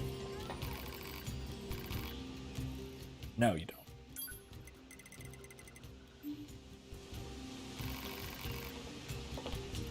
You do weapons. Some Earthquake, are you alright? No.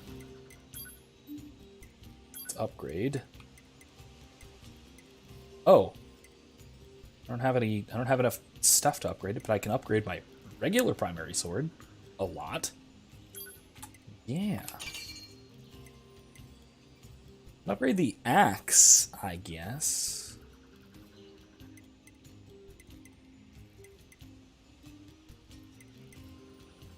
Yeah.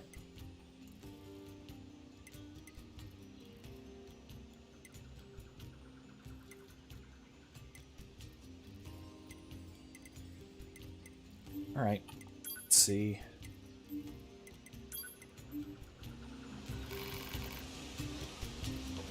Can I modify my chipset? Yeah, I can, but...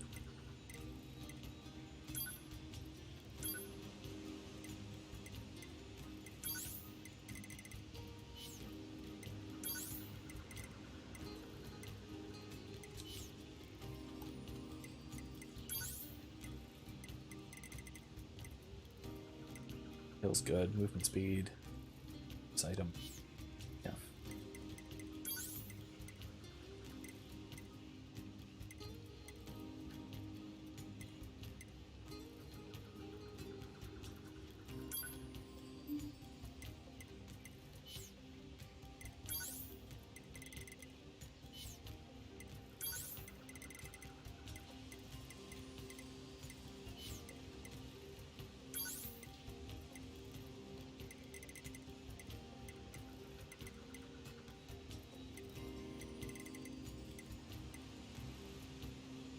Okay, no, that's just the better one.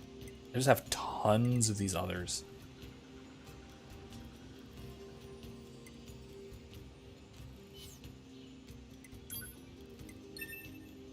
Yeah, okay.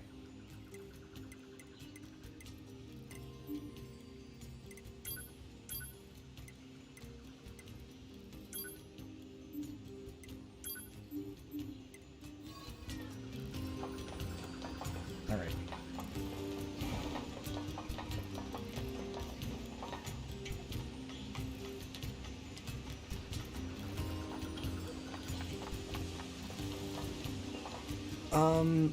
Oh, it's 9S and 2B, yes? Those machines cost quite the ruckus, don't you think? We need to talk. Of course. I'll help however I can. You know anything about the aliens? The aliens?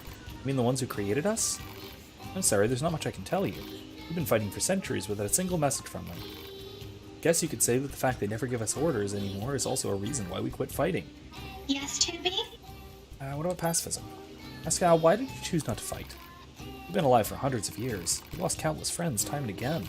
Losing friends isn't what scares me. What scares me is the fact that I've grown used to seeing those I care about die all around me.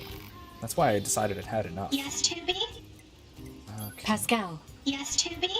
aside from this village, are there any other machines that are cut off from the network? I suppose that unpleasant songstress you so kindly defeated in the amusement park wasn't part of the network. You mean that singing thing?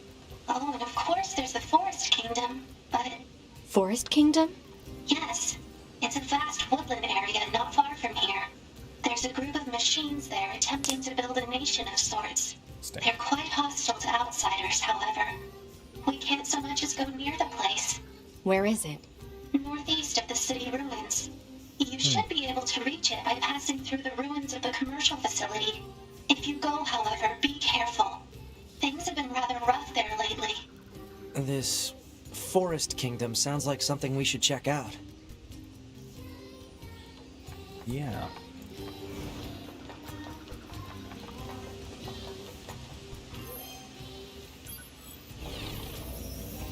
What's up with Business Suit Man?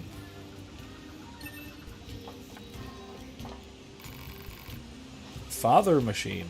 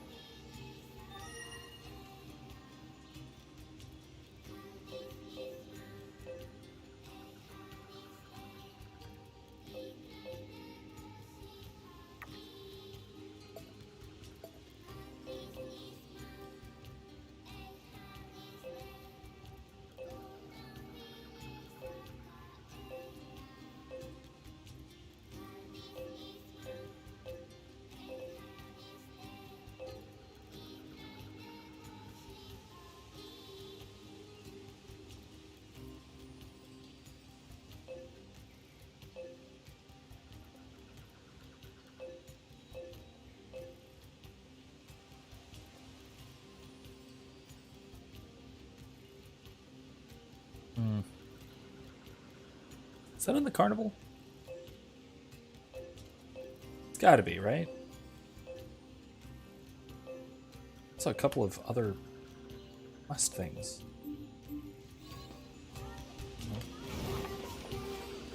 Oh, not what I intended, but alright.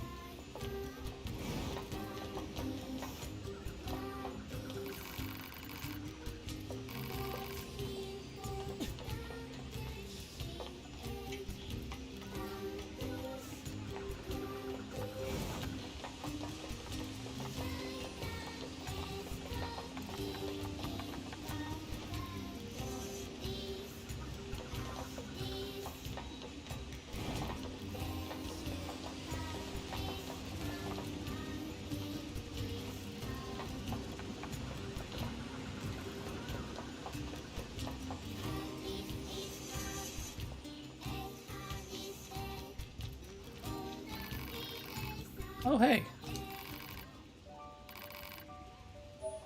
Nice. Ribbon. Cute. Helped.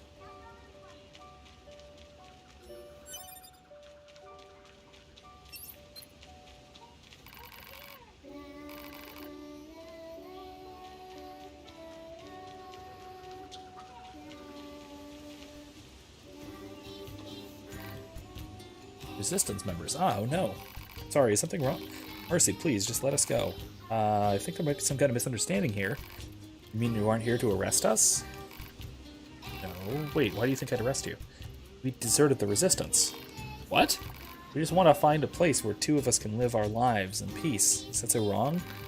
Please don't tell anyone we're here, please. We're not with the Resistance, we're Yora.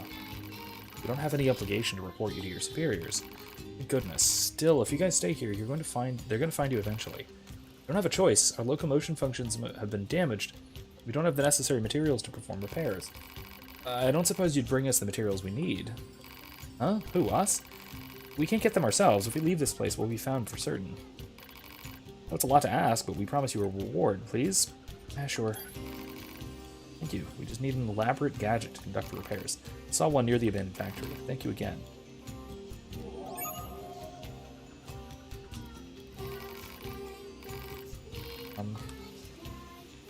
Well, I'll do that eventually. This guy.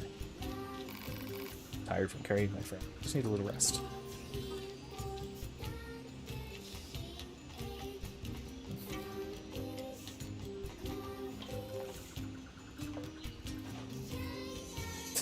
Sorry, 9S.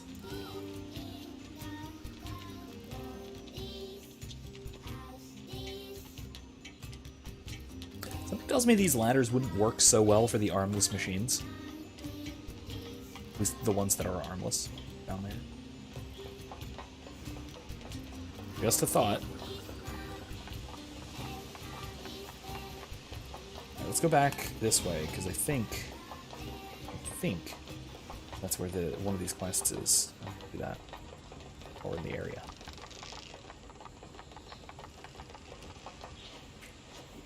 Oh, what? Eh.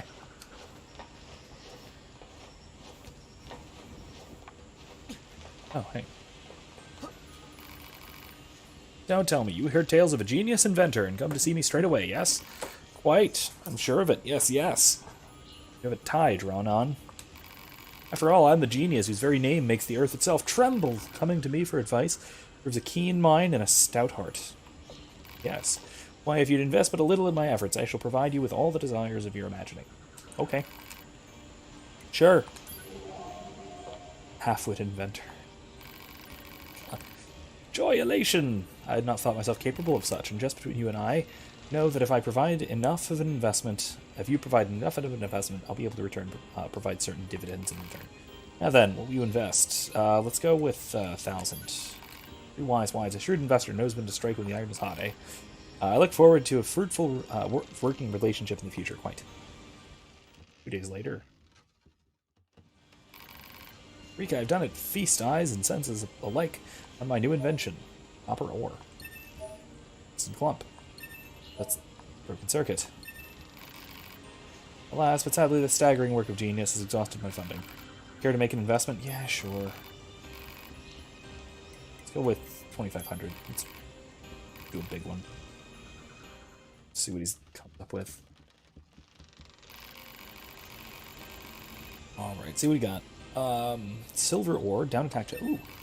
Oh, that's it. Okay. Not this time. Pardon, you accuse me of clicking my tongue in your general direction. Horrors, I would not. I would never. You don't have a tongue. After all, I am nothing without you. Is this not true?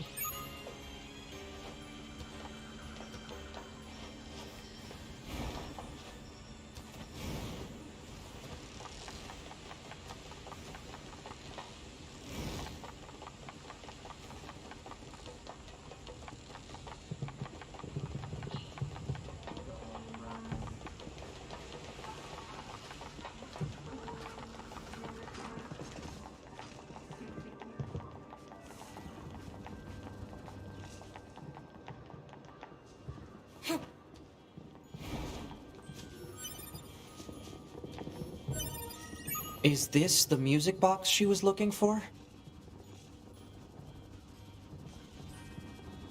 Man, this thing is all rusted over.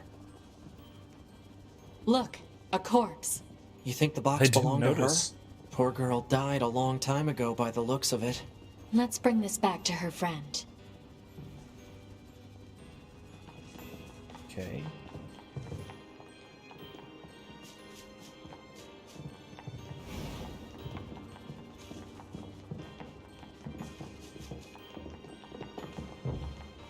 there's another quest over there we can pick up too.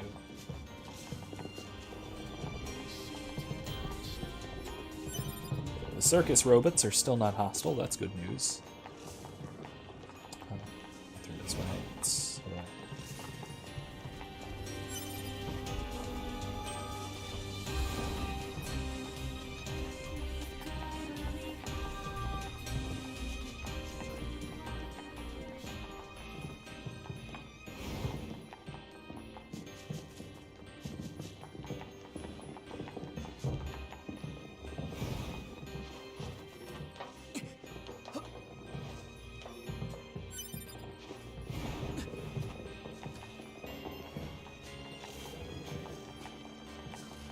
Very pretty music. Oh, I didn't unlock this yet. Nice.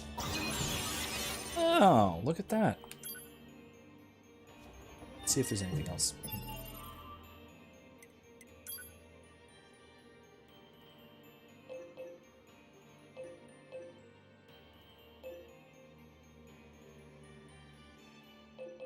There's another couple. Oh, I'm guessing... Oh, man, these are...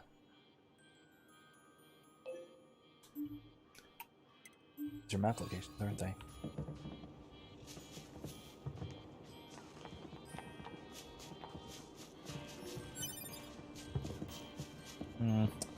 I'm dumb. I missed them. As well.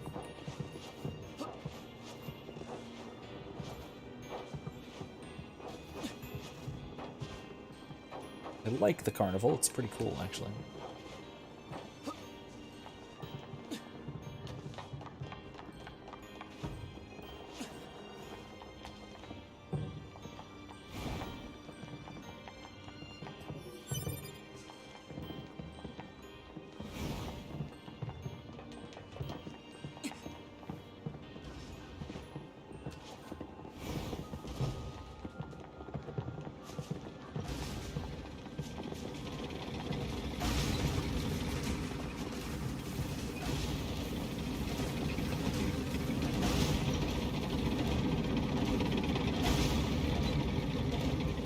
Talk to you.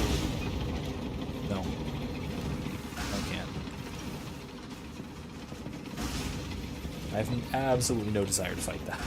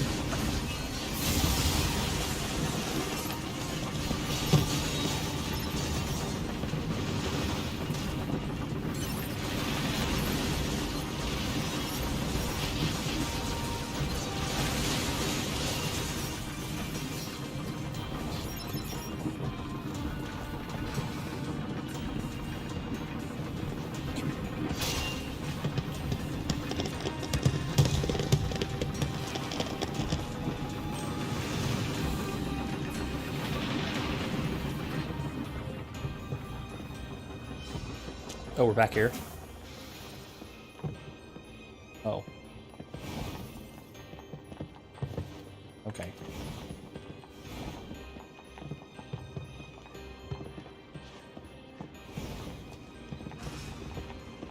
Never mind then.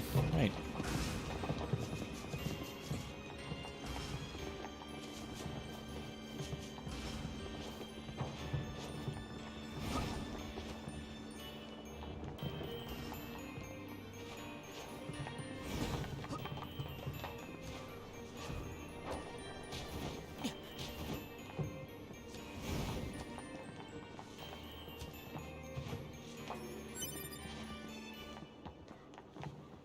When will I get something that can unlock those boxes? I'm very curious.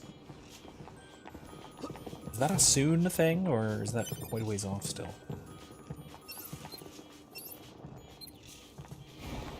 Alright, well let's just transport to where?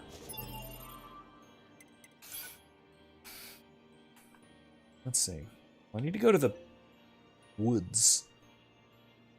But I also need to go to the resistance camp. There's more stuff to do there, I think. Things to turn in, all that. Or factory entrance. I've been to the factory enough tonight.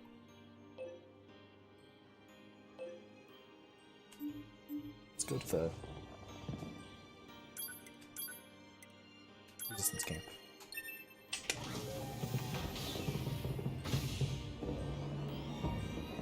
I think we spent enough time tonight in the factory, retreading old ground over and over and over. Maybe next week we'll.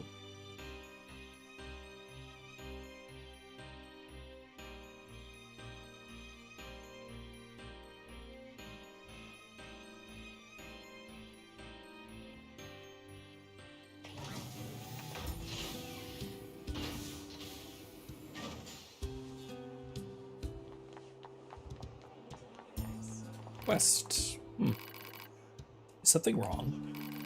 You're from Yora, right? I don't suppose you'd... The thing is, I recently came out on the losing end of a scuffle with some machine life forms.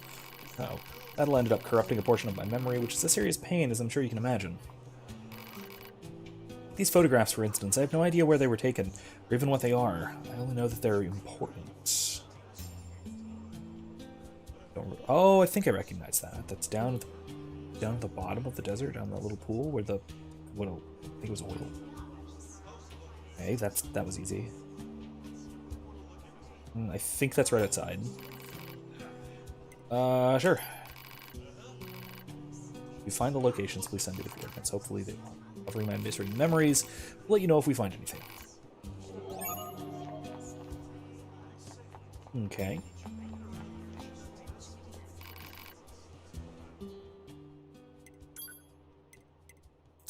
I could totally upgrade this. It would probably be better than the Virtuous Treaty. Oh, for sure, actually. It's an axe. I don't like axes. Oh, I could upgrade it up. Oh, I could upgrade it all the way. Okay, fair enough. East Lord.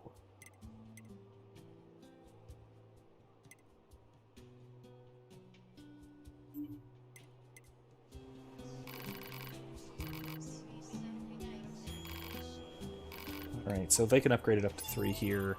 They're super craftsmen who can upgrade to 4. Swords. Equip. Sword and axe, sword and spear.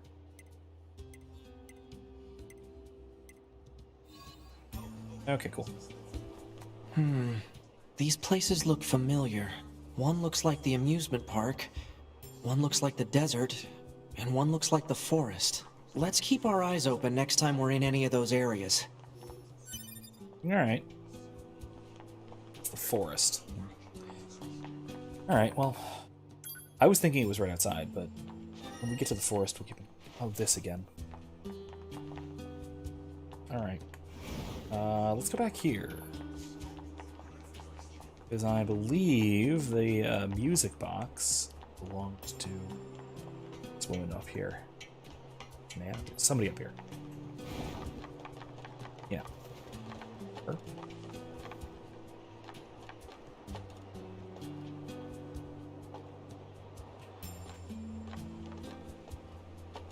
Oof. Oh yeah, yeah, that's it. Where'd you find it? The amusement park next to the corpse of an android. That was its owner? Oh. Was she... Well, it's awfully rusty, but with a little work I should be able to get it playing again. Of course. Thank you for bringing the music box to me.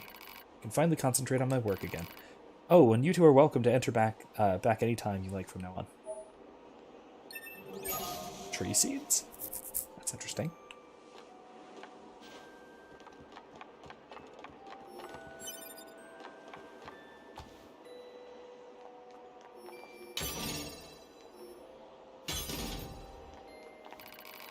Here, something's carved into this column. 3 numbers. Wonder if it's a set of coordinates. Target point maybe, or a hidden location. No way to tell. I'll add them to the map regardless. Cool.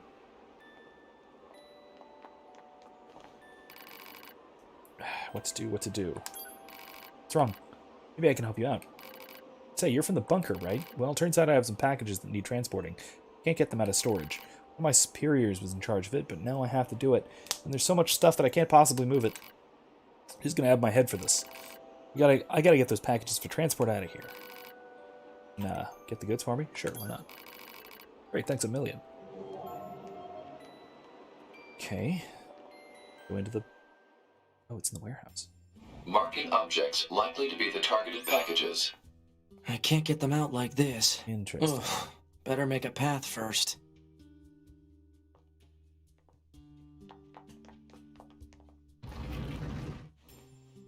Wait a minute. Can I pull? I can't pull. Darn. Let me start over.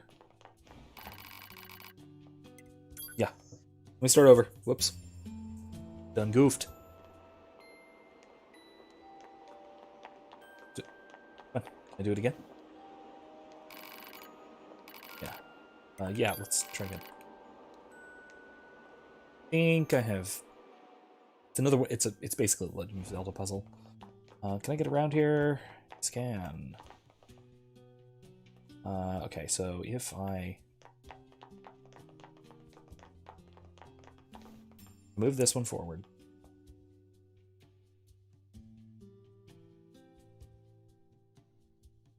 Be able to get that back there.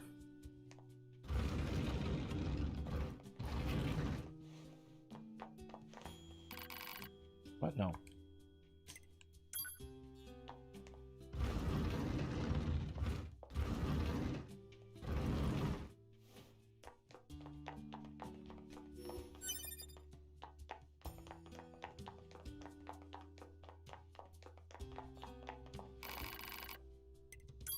Let's take a break. Let's start over. See thing. Okay, let's try again. Yeah, let's try again.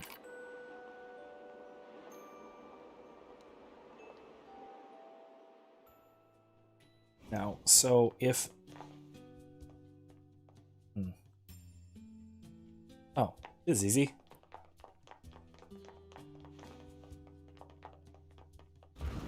I probably didn't need to reset, did I? Oops. Oh well, it's fine.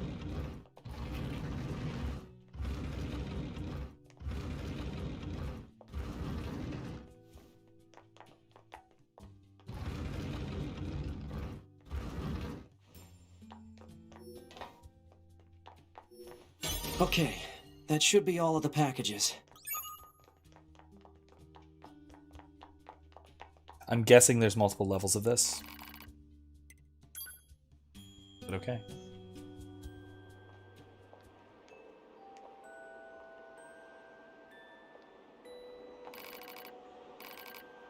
Alright. Here's something for your trouble. Oh. Hooray. Let's do the next one. I'm assuming there's a next one. Oh, there's not. Alright. More here. Okay. Who's it? Wait.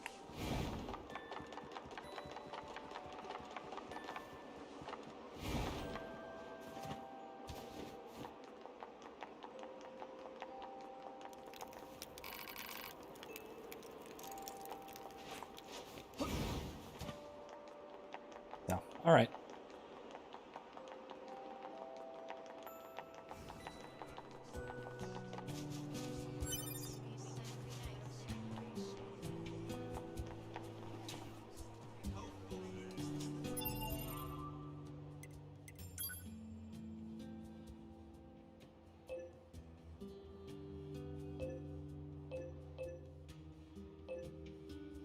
Still can't find the darn Yora Trayers. Resistance disappearance. Where is that? The desert, huh?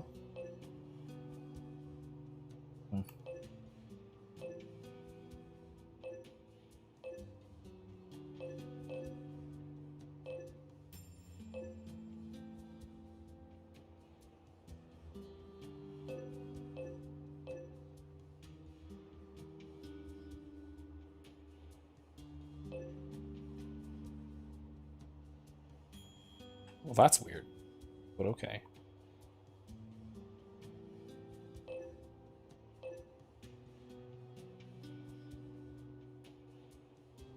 Alright, I'm gonna give that one more try while I'm close by. And I'll probably be back, because I'll probably just transport out. It's probably not gonna find it.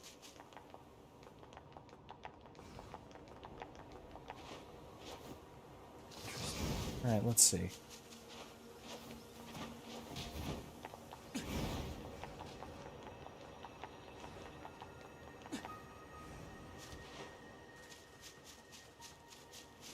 Let's see. There's something direct above me here. Oh, come on.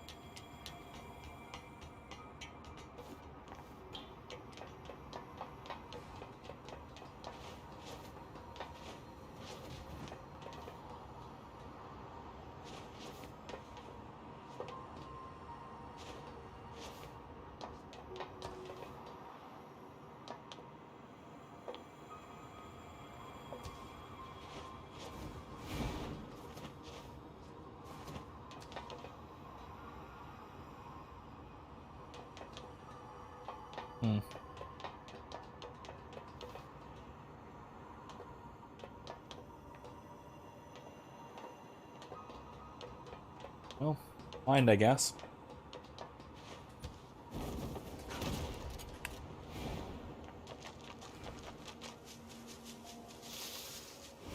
I thought again I could double jump there at the end, but I missed it, I guess. Oh. Operator 60 to 2B. Come in, 2B. 2B here. The monitoring signal from the new access point has gone silent. I'm sending you the positional data. Please investigate the site as soon as possible. Understood.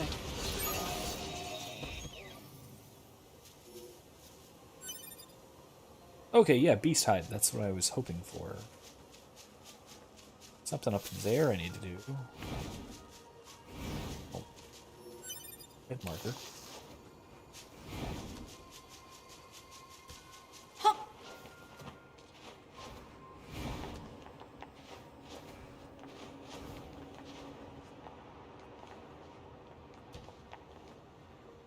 Oh, hello. You're right. Look, I know this is a bit out of the blue, but can you help me? Got something out of an emergency on my hands. It seems that machine life forms have stolen several plug-in chips containing classified data. Uh-oh. If they realize what they have, we're gonna be in big trouble. You have to help me get them back. Sure. Thanks. I have to track down a total of 3 plug-in chips. Go ahead and send you the signal code, so you can track them. They're all located somewhere in the city, so hopefully it won't take too long. Alert. Okay. Signal code detected for missing plug-in chip. Marking approximate location on map. Okay. Probably over there. That's it.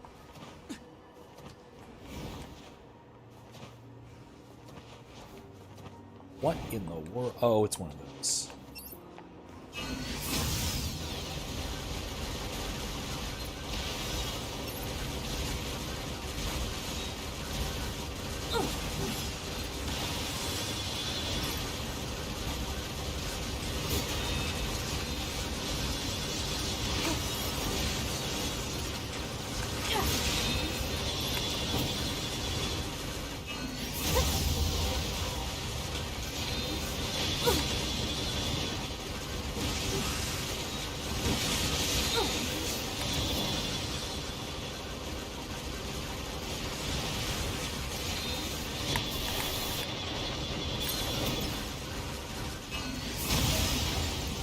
Okay, I got it. Requested plug-in chip obtained.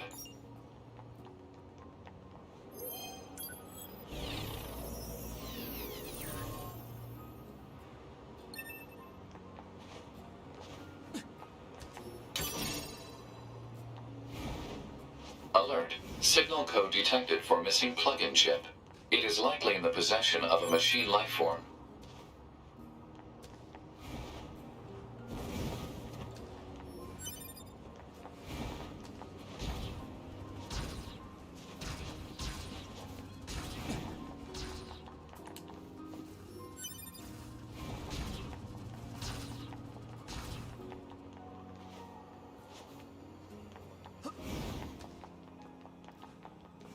Something big up there. Let's go take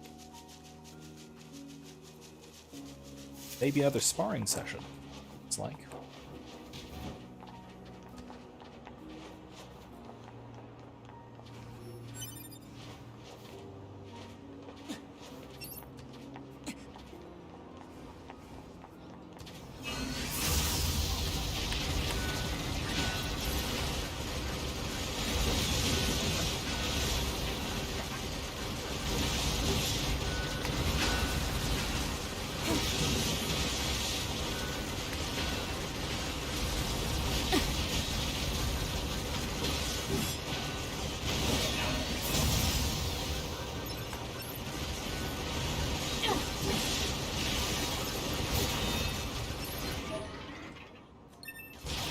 Requested plug-in chip obtained.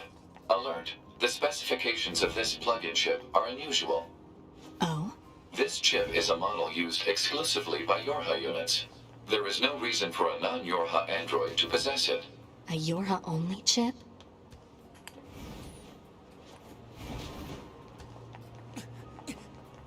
Oh, you look more menacing. Wow. Oh, good of you to grace Father Servo with your presence once again. Such drive is admirable. Well then, you care to witness the glories of this latest modification? Yeah, sure, let's witness the glories. Father Servo you knew has passed from this life, my child. Behold his latest incarnation.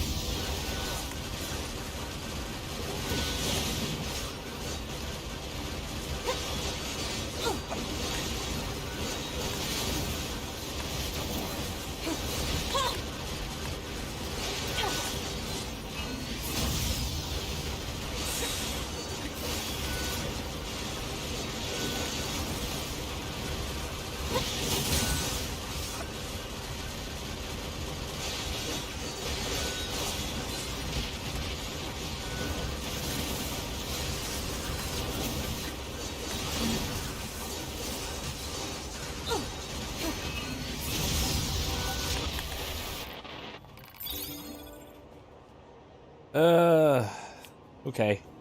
Did I just forfeit? Darn. Okay. I'm gonna have to try that again, because later. Because he's what, level 40? I'm level 17. Yeah, level 40 and I'm level 17. So maybe let's not at the moment. No, we don't need to go to the desert. That. Oh. You have to be on the ground to look at the map. Okay.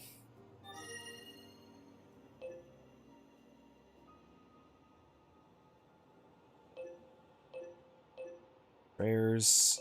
Prayers. Prayers. Wonder couple. Resistance disappearance.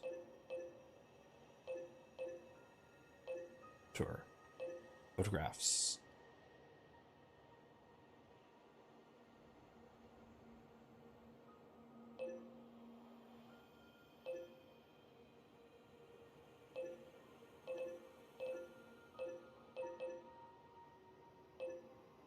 Lead star. Oh god, that. Okay, no. Jackass research. Nah. Check that out. Yeah.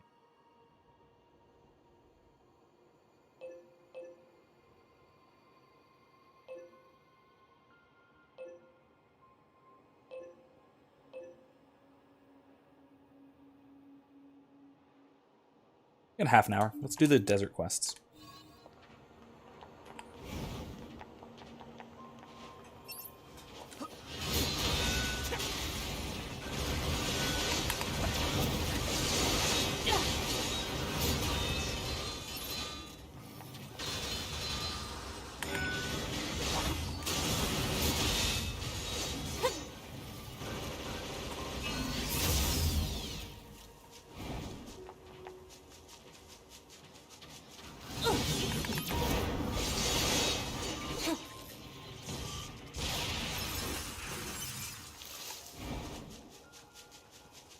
Tree seed, huh?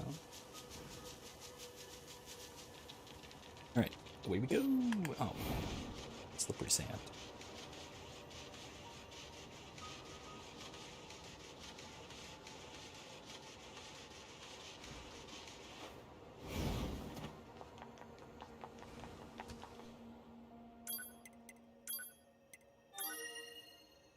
Sorry to bring this up out of the blue, but I've got a fish I want to recommend to your units. Or to be more specific, I want you to eat it so I can study how its oil affects your unit.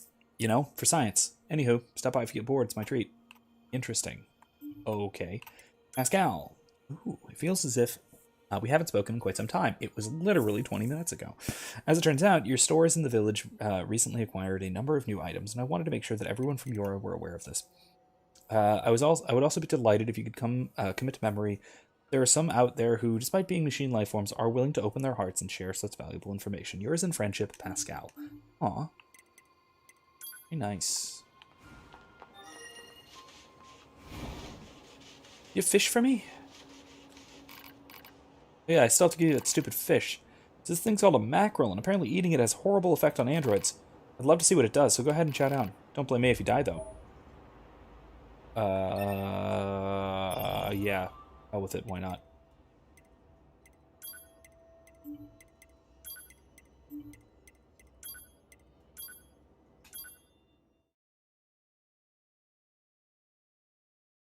Oh, booting system. Wonderful.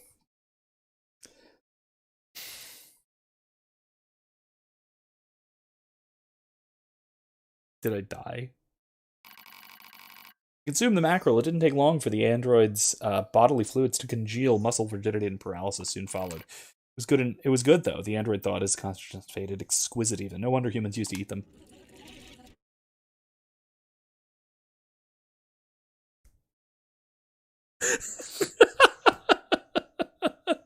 Oh god.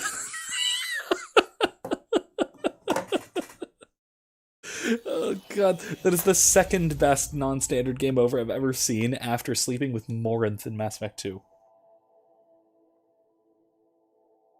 Oh my god. Alright, well, I should have ended with that. It's way too early to end, so I'm not gonna. Oh my god, what the hell? Okay. Guess it was, I mean, 2B thought it was worth it, so let's do it again, I guess. Does the quest just sit there? Like, does it reload to a previous save point? No.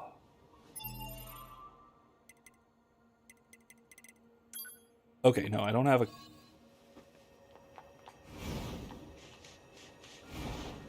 What do you have to say for yourself? Oh yeah, still have to give you that stupid fish.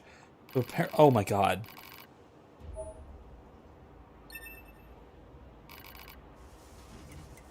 Let's turn it down for right now. Because this fight was a little bit too much. Might have to level up some more and get some upgrades and all that. Oh my god. That was, like I said, probably the second best non-standard game over I've experienced after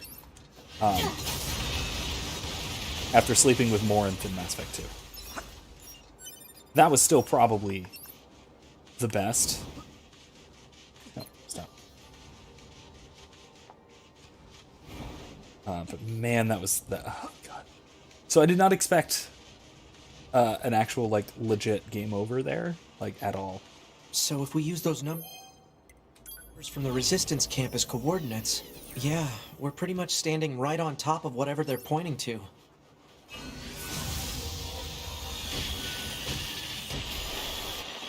Jesus, okay.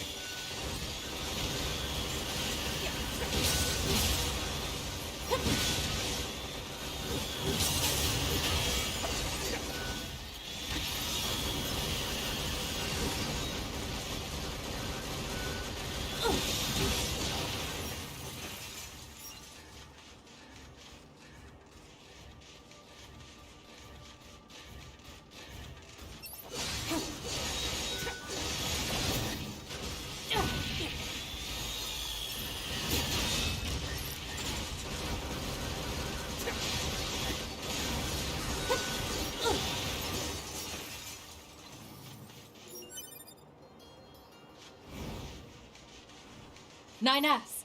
Kill, avenge, kill all who stand in our way. Androids will pay all of you. Kill,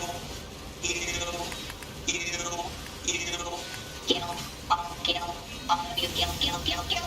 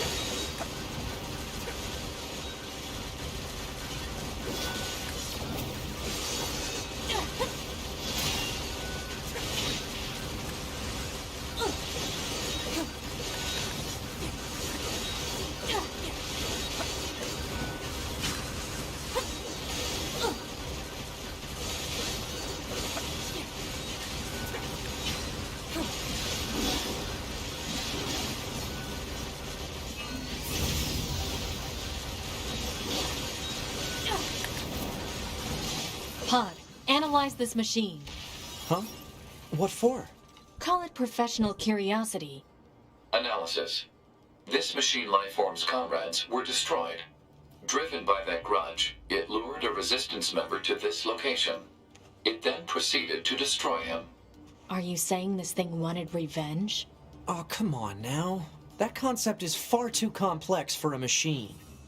I mean,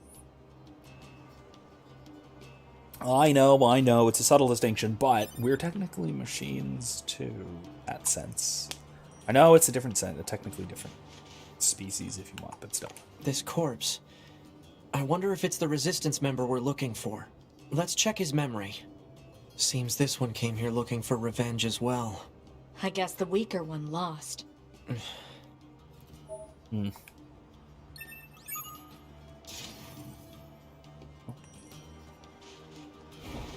What we can do about that? I really hate this. I'm going to feel terrible telling that woman what happened to her friend. It's the truth. She has to know. No matter what that truth actually is.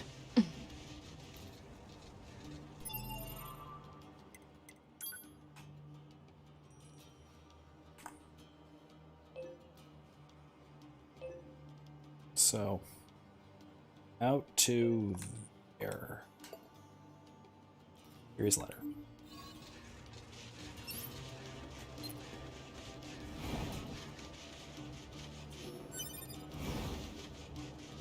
Hope this is the way through. Think so. Oh yeah, this is the wall we blew up. Yep, that's it. Thanks, jackass.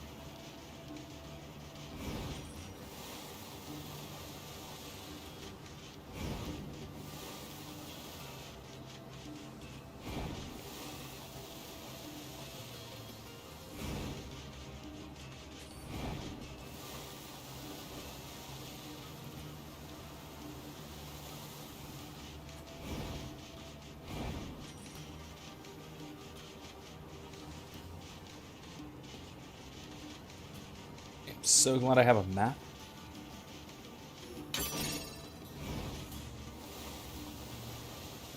There we go.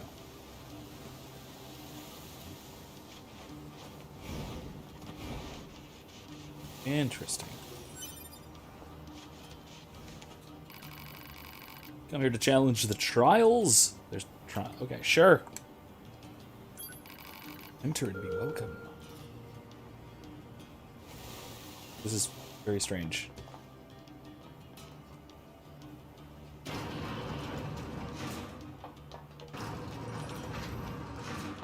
Oh, it's an elevator. Okay.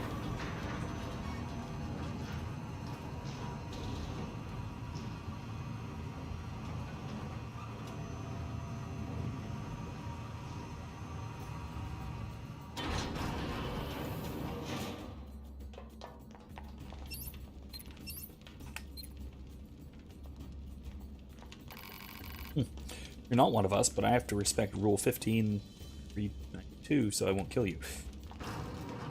Is that the one about the green fire?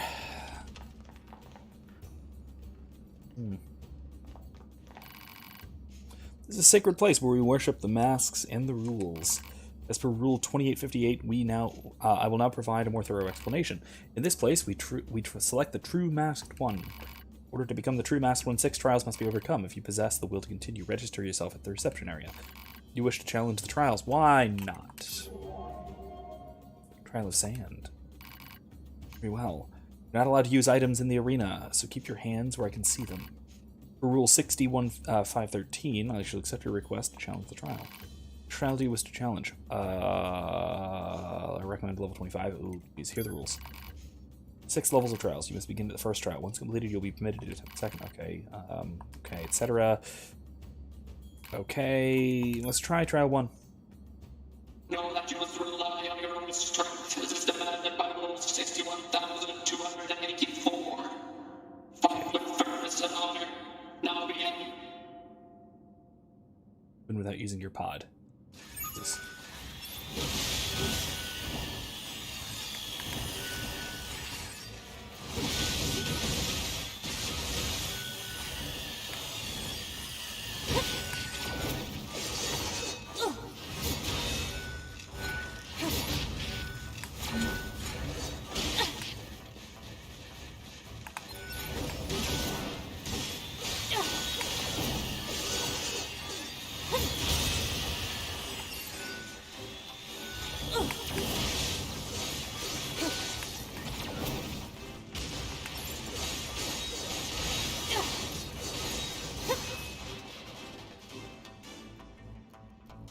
There's more?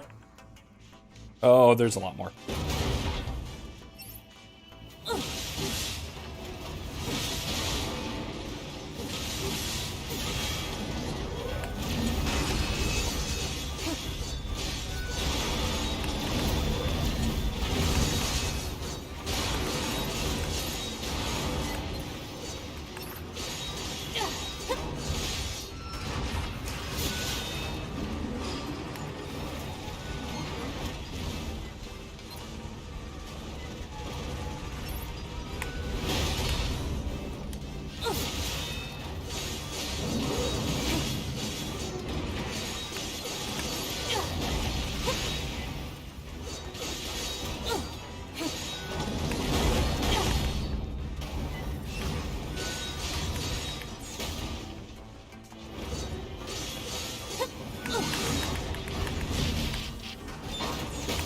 Ah!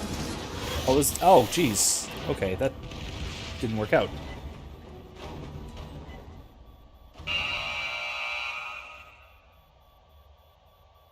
In accordance with Rule 61,446, I hereby declare you to have failed the trial. Yeah, I noticed. Okay. Later. That was rough without a pod.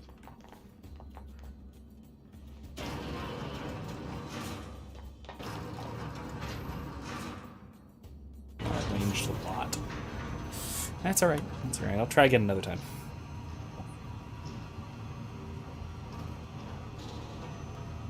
And like I said, once I level up some, unlock more chipset options as well. I might have to rearrange some chips too. That might make it easier. Alright, what do we have here? Trial of Sand. Photographs. Yeah, let's go there.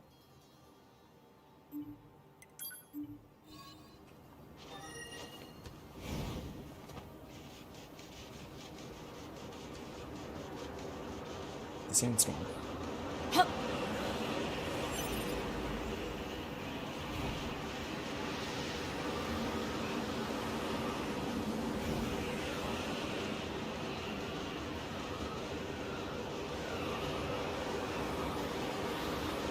I'm moving forward, right? Yeah, okay.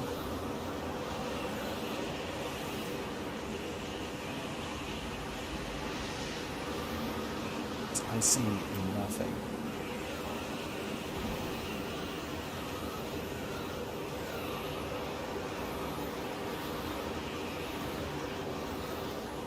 Not at all.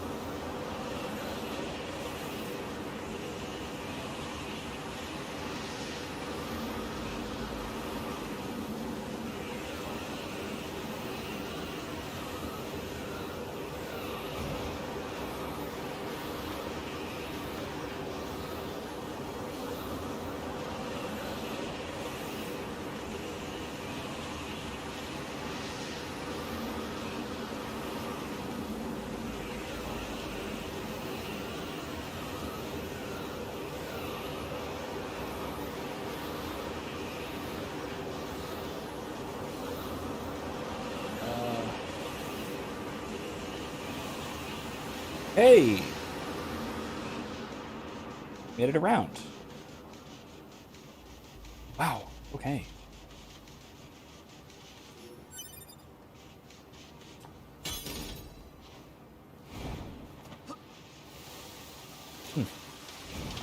virtual oasis of water.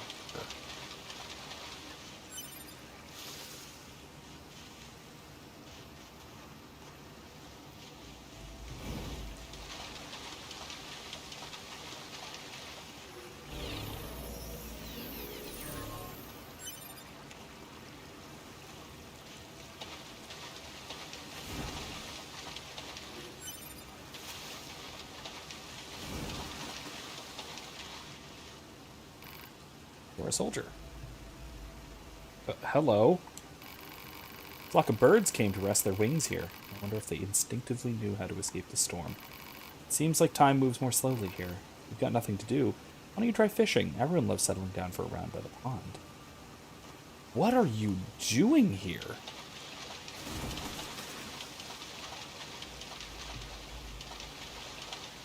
Commencing fishing.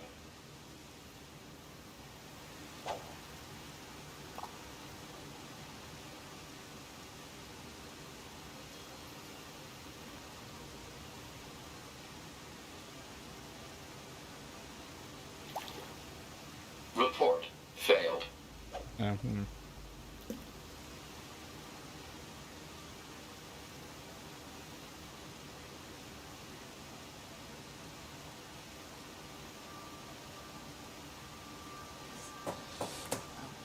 Oop, there we go. Maybe. Whoa! Catch. Nice. Big koi carp. Oh, too far.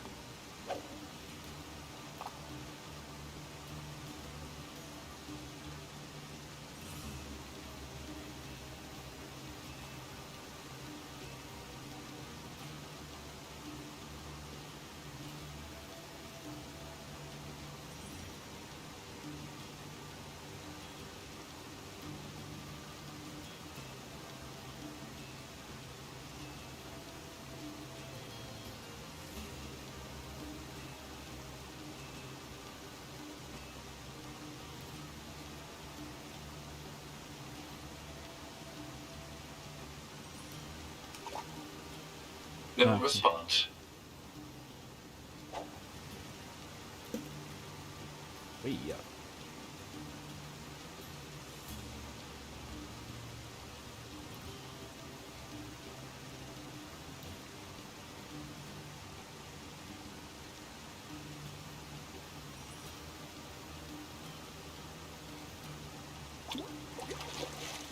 Bang.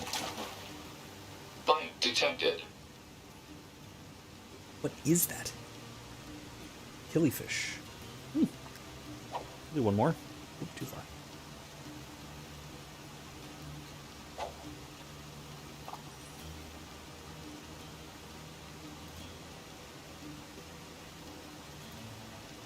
We've got to figure out how to do this photo quest. Take a photo?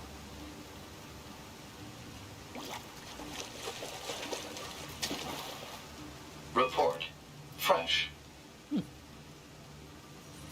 Complete. Alright, so...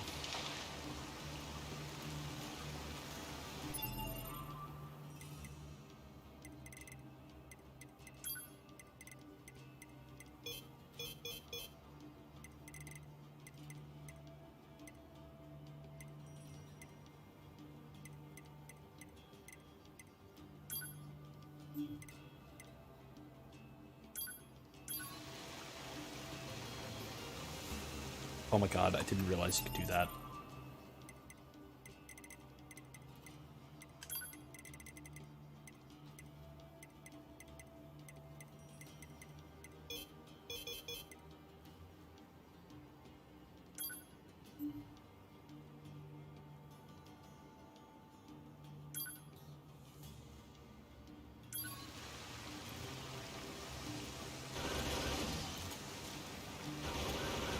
Oh my god, what?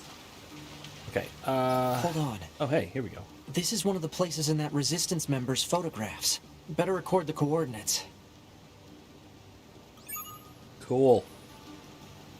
Yeah, I'm gonna keep the grimoire.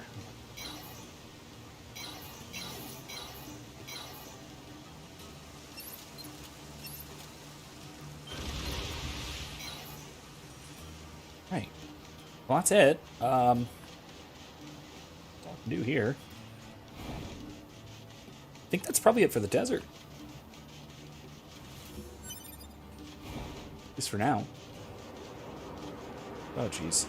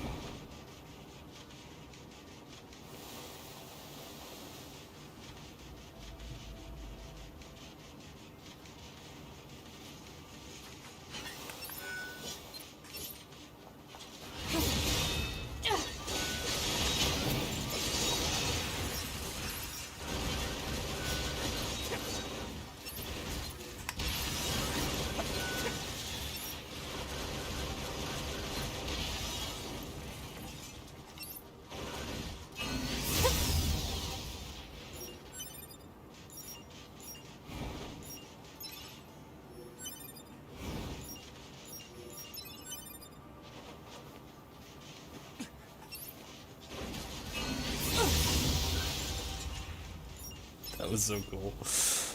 Shot him out of the sky. All right. Let's see if there's any. Is there anything else?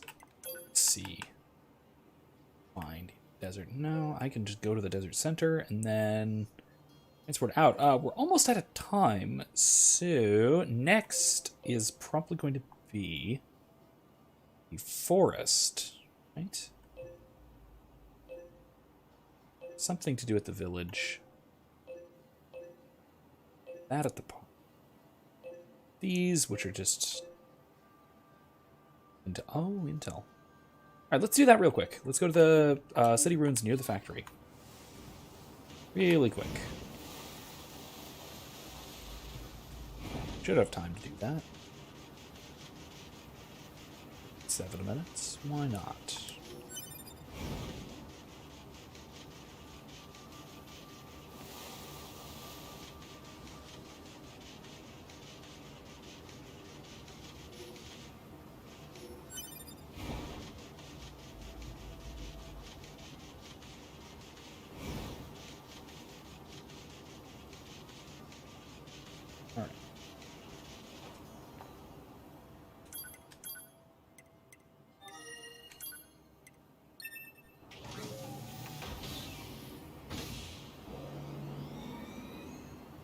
So glad we have quick travel unlocked. God, this is so much better. This is fantastic.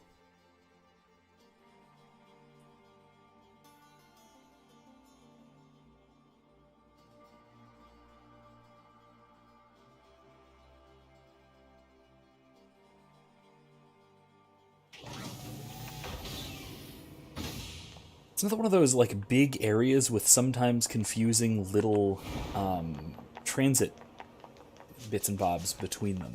Oh, it's gonna be up there, isn't it? Okay, that's fine. No, it's just inside. That's interesting.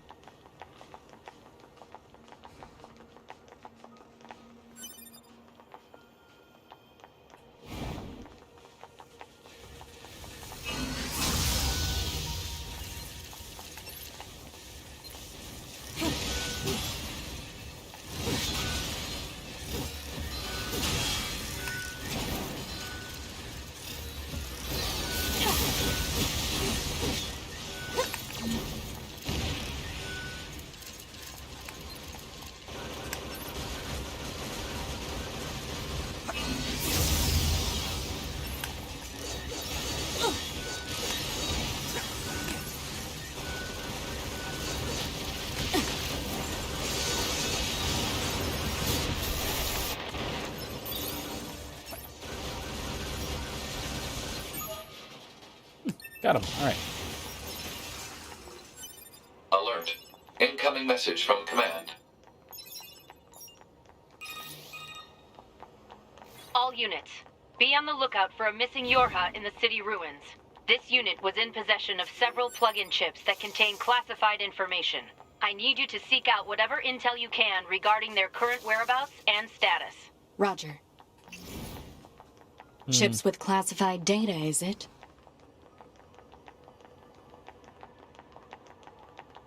Alright, well... do we have time to go turn this in?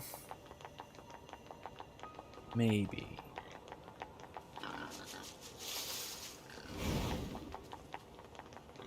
We got a couple minutes. Distance camp, right?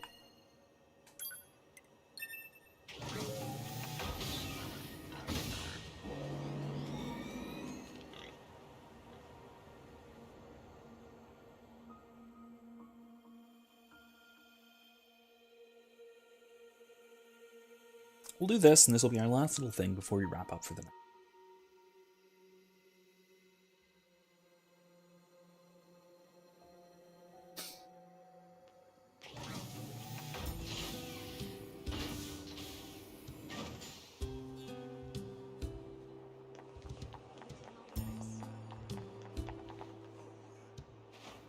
Desert photo, nice. This photo, I can still feel the intense heat beating down on me. Was I with someone? I think so. What? I'm good.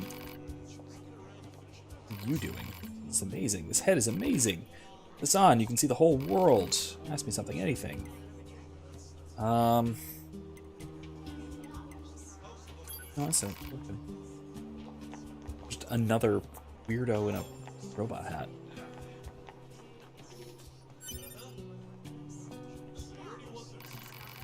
You're back. How'd it go? Tell me the truth. I'm very sorry, but your friend is dead. Oh. Trying to get revenge against the machine that killed his comrades. Oh, no. He wasn't strong enough, and the machine ended up killing him instead. Machines will murder them all. Oh, easy, it's okay. We took out the one that killed your friend. You did? Yeah, we did, which means there's no need for anyone else to go seeking revenge. But what do I do now? I have no one to love and no one to kill. I have nothing.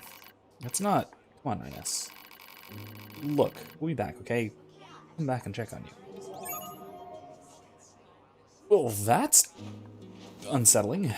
I thought there was somebody else in the resistance base we needed to bring something back to, but maybe not. It's not.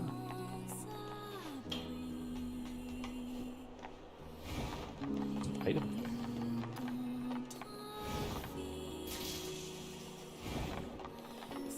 All right.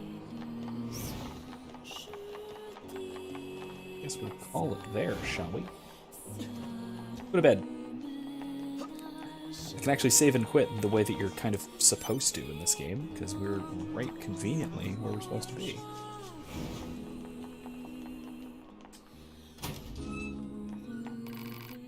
Whew, I'm beat. Getting right back out once you rest a little.